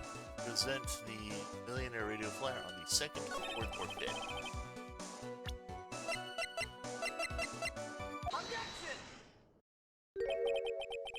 I'm afraid I finally got you, Mr. Armstrong. What? What do you mean? At the time in question, the victim was listening to the radio with his earpiece. The show he was listening to was Millionaire Radio. Each week, they announced the winning numbers of the $500,000 lottery ticket. That must be the show Monsieur El was listening to. I can't see any problem with this. I can't see any problem with this testimony, Mr. Wright. I wonder. You say the victim arrived at your restaurant after 2 p.m., correct? Oui, I am certain of it. I remember it perfectly now. I know it was that time, because I had just finished serving la lunch menu. Get to the point, right? If you have one. That show is broadcast live at 1:30 p.m. And it claims to be the most thrilling 10 minutes of your life. It's on the air at 1:30. Now, supposedly, the victim made some noise when it was announced that he had won. And yet, I don't believe his cry of joy could have occurred after 2 p.m. Because the show had already finished more than 30 minutes earlier by that point in time. No! This victim we've been told about has done nothing but the impossible. Listening to the radio with a ruptured eardrum, catching a show that was already over. There's only one conclusion you can draw from these facts. This victim was an imposter, acting out the poisoning 30 minutes after the real murderer.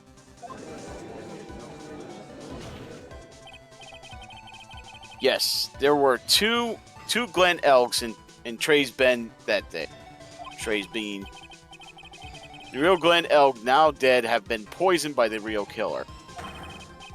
And the phony Glen Elk acting out the events for Mr. Kudo to witness. It certainly seems that way. I mean, if that wasn't the case, how would you explain the time disparity? Objection.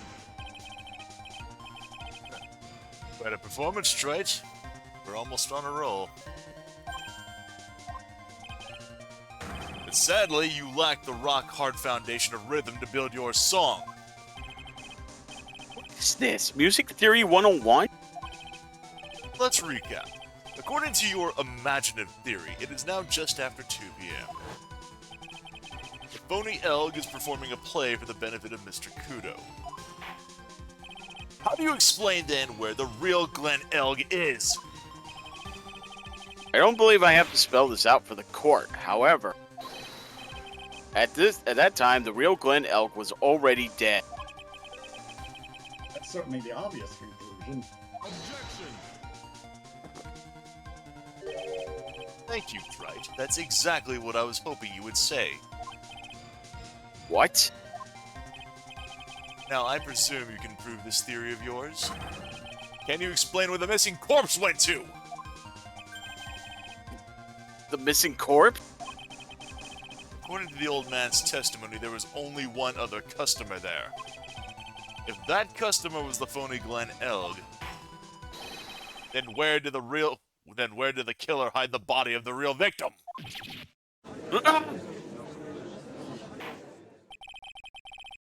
Prosecution is a valid point, Mr. Wright. But your theory is to stand up to examination by the court. You must provide us with proof by answering the prosecution's question. Why? Where did the killer hide the body? Yes, Your Honor. Well, conjecture's right. Let's hear some facts for once. Show the court a piece of evidence that proves where the body was hidden. Evidence? Oh, I know. What's with the intense pressure in here all of a sudden? With that contradiction. Turned it all around and backed me into a corner instead. Mr. Wright, the court will now hear the defense's theory and evidence. First, where was the body of the real Mr. L concealed? Well, it had to have been inside the restaurant, for obvious. All right, take care, EJ. Thanks for coming by. Take care, EJ. Later, Joy. I would have been too dangerous to. It would have been too dangerous to take the body outside.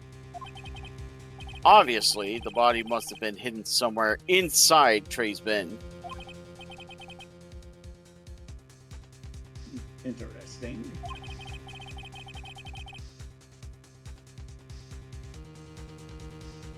But where could a body have been hidden inside a restaurant?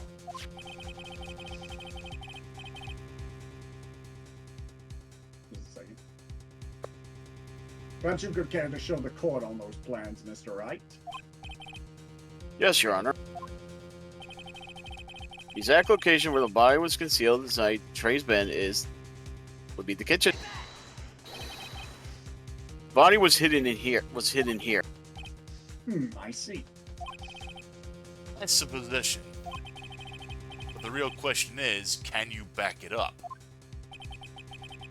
Where's the evidence that proves the body was hidden in that location? That would be the small bottle. Mr. Armstrong, do you recognize this bottle? None.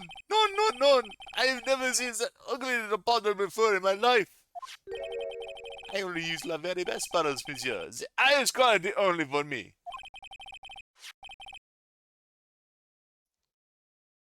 Where was that bottle found, Mr. Wright?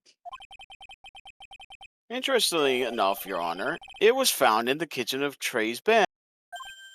Eh? Quoi? But I only ever use these bottles for my aromatherapy oils.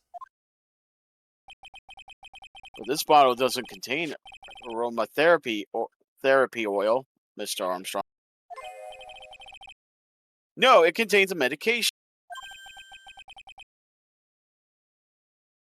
What kind of medication? I'm sure everyone remembers, don't they? That Mr. Elk visited in that word I can say. Otolaryngological. Otolaryngological clinic and was given medication that day. Be serious. Defense had the contents of the bottle analyzed, and I have the lab results here. The content of the bottle matched the prescription that was given to Mr. Elk. Glenn Elk's murderer hid the body in the restaurant's kitchen. At which time, this bottle fell out of the victim's pocket. Mr. Armstrong, when the incident occurred, didn't you say you were in the kitchen? Mon Dieu! Yes, you know what I'm about to say. It was you who hid the victim's body. You did a fine job pretending to defend my client, Maggie Bird, however. You were setting her up to take the fall behind the poor girl's back. No!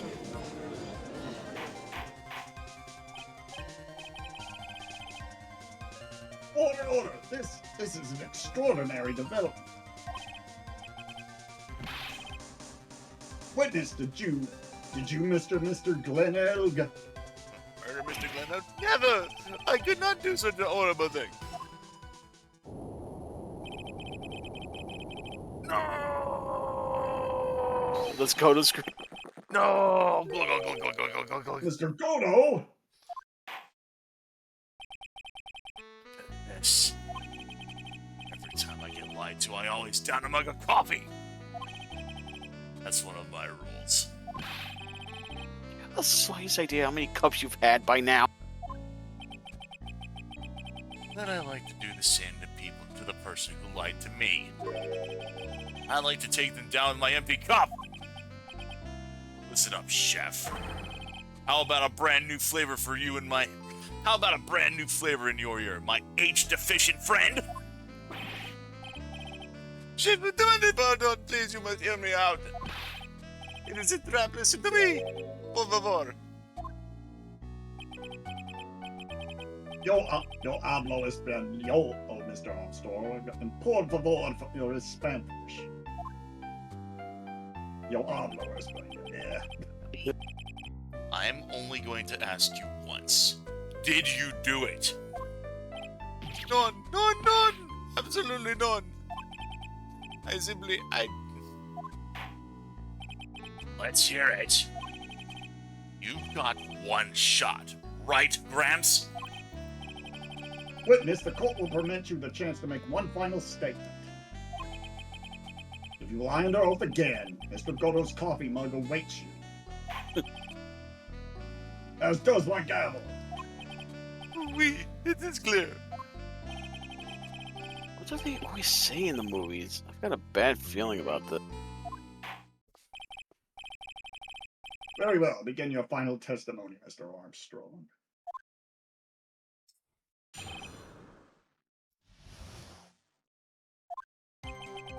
It is true, I hid the body in the kitchen. A man forced me to do it. I had no choice. I had to go along with him because there was a reason I could not refuse. But I did not kill him, I swear, you must believe me. You're forced. By whom? I cannot say, or I will be erased. Let's try a different question then. When Mr. L died, was he really the only person at his table? There was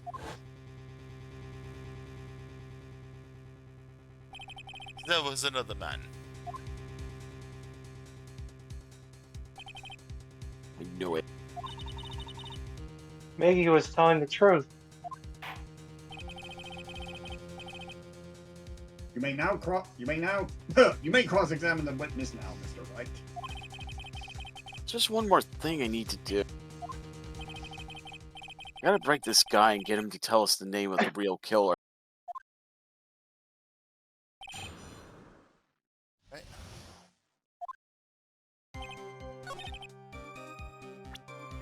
To present Fury Tigers on the second statement or his loan contract on the third.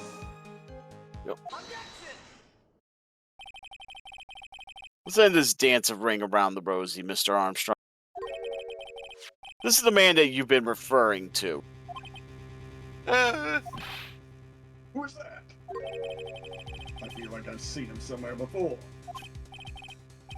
Oh, I don't know. Maybe a month ago in this very courtroom? This man is Furio Firo Tigre. He's the manager of the loan office called Tenderland. Tigre. Is it Tigre? Tigre. I keep forgetting on that. Tigre. Tigre. Tigra. Oh. Tigra. Okay. There's no point in trying to hide the truth anymore, Mr. Armstrong. I know you couldn't go against Mr. Tigre, at least not while he had this on you. The long contract. $500,000 loan from a black market loan shark. And you had no way of paying it back, did you? That's why you were forced to do anything. This man told you. Wait, it is as you say. Mr. Armstrong. That tiger. He told me he was going to use my restaurant for a business rendezvous. On the day in question, he was meeting la victim to demand that he repay his loan. I don't know why it happened like that.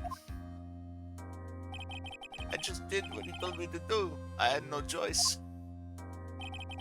I carried la body and la inconscient Maggie out of the dining area and into the kitchen. After that, I just tried to forget what I had seen. I think we can now safely say that the man who forced your hand was Mr. Firo Tigre.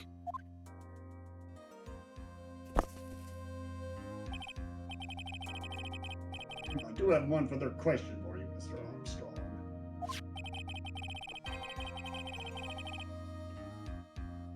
The pup that lays in the lottery ticket that were found in the defendant's apron pocket. Was that your doing as well? Oh, I knew nothing about that. Making it look like it was Maggie who had done it. I was not. It is despicable. Mr. Godo, you will summon this Furio Tigre as a witness. Tigre as a witness. Tigre, I think. I doubt that can be arranged today, so we will adjourn for now. And probably for the week. Proceedings will continue tomorrow or probably next week. Probably next week. Yeah, Next week, yeah. Yeah. 30 minutes. What? The trial will go on. I will see to it myself. I need half an hour to get that guy on the stand. Not a minute more. Don't you need a week, dude? How the? I am a great magician. I cast summon coffee. Oh wait, I already have it in my hand. Never mind. Don't sit back and relax just yet, trite. No one knows if that chef is really telling the truth or not. This trial could still go either way. Very well. Your request is granted, Mr. Godo. We will resume once Mr. Tigre is ready to take the stand. Yeah, I'm gonna need about a week, dude. Yeah, Tim says that objection was 1 in a million, kid. He is the loud Tigra. Until then, court is adjourned for a 30-minute recess. It's going to last for 1 week. To be continued next Sunday. Bam. Yep. Next Sunday. Save your progress up to this point? Yes. You know what's funny? Even the guy, even calls this like a filler case. Yeah. So, hey, what a filler case this is. Yeah. So, I mean, it did have some funny moments. well, I didn't want to. And you saved, right, Ben? Yeah, I did. Okay. I'm just gonna go back. I'm pretty sure I saved like twice, but I'm gonna go back and just double check that. Press the button. Yeah. Saved Okay, September 14th at 22:53. Yep. So yeah.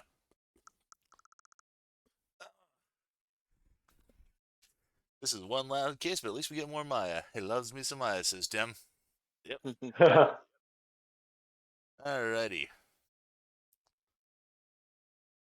I'm gonna go ahead and turn the I want that. Yep. I want this one. So, yep. Go ahead and close that all out. I don't know what's going on with Discord lately because I noticed that every time we streams for Sunday, it seems to like to act up. Is Discord throttling their streaming application just because to nudge people into their Nitro service? I I wouldn't don't know think because so. it's working. It was been working fine yesterday, Yeah, but I I don't noticed know. like when you do Bonanza, you haven't been having that issue. It seems like when we do Ace Attorney, it's like Maybe it I just don't know. might be the Discord just doesn't like the game, probably. I don't Or know something's been happening on Sundays as of late. because right now the down detective shows that a lot of people are having issues as well. Well, if, It's if always it's seems to be. if it's a down detector thing, then yeah, it might be just something on their end. Maybe Discord's just doing some shenanigans or something. Yeah, because it seems like to be always Sunday that's like having issues on because Maybe like not enough staff as of late on Sundays. Or scheduled maintenance, probably. I don't know, yeah, because If it was maintenance, I don't think it would still be able to stream though. I guess it depends on the maintenance. But then again, I couldn't tell you one way or the other. So,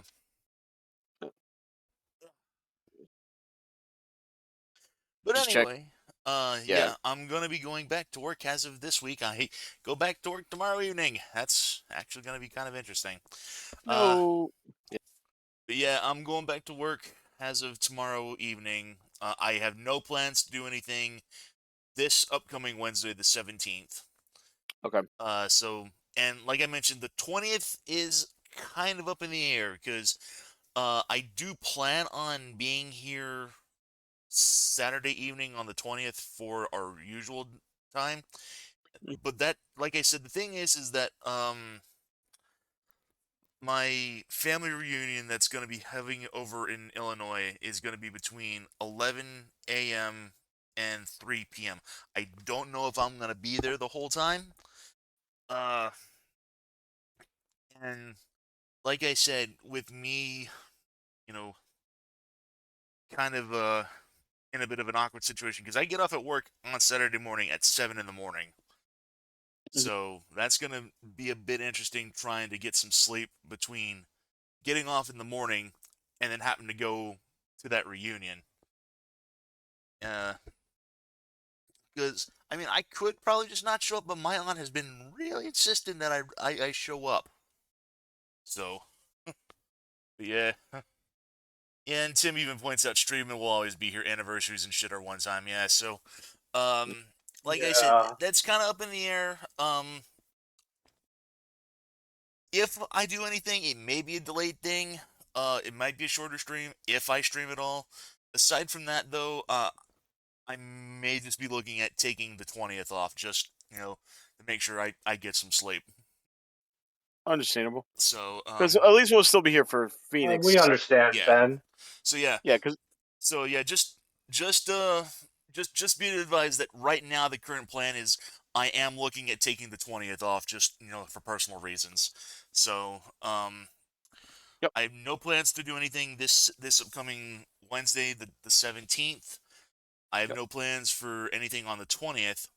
So yeah, when we reconvene, it'll probably be next Sunday, the 21st, and then I'll probably do something the 24th on Wednesday.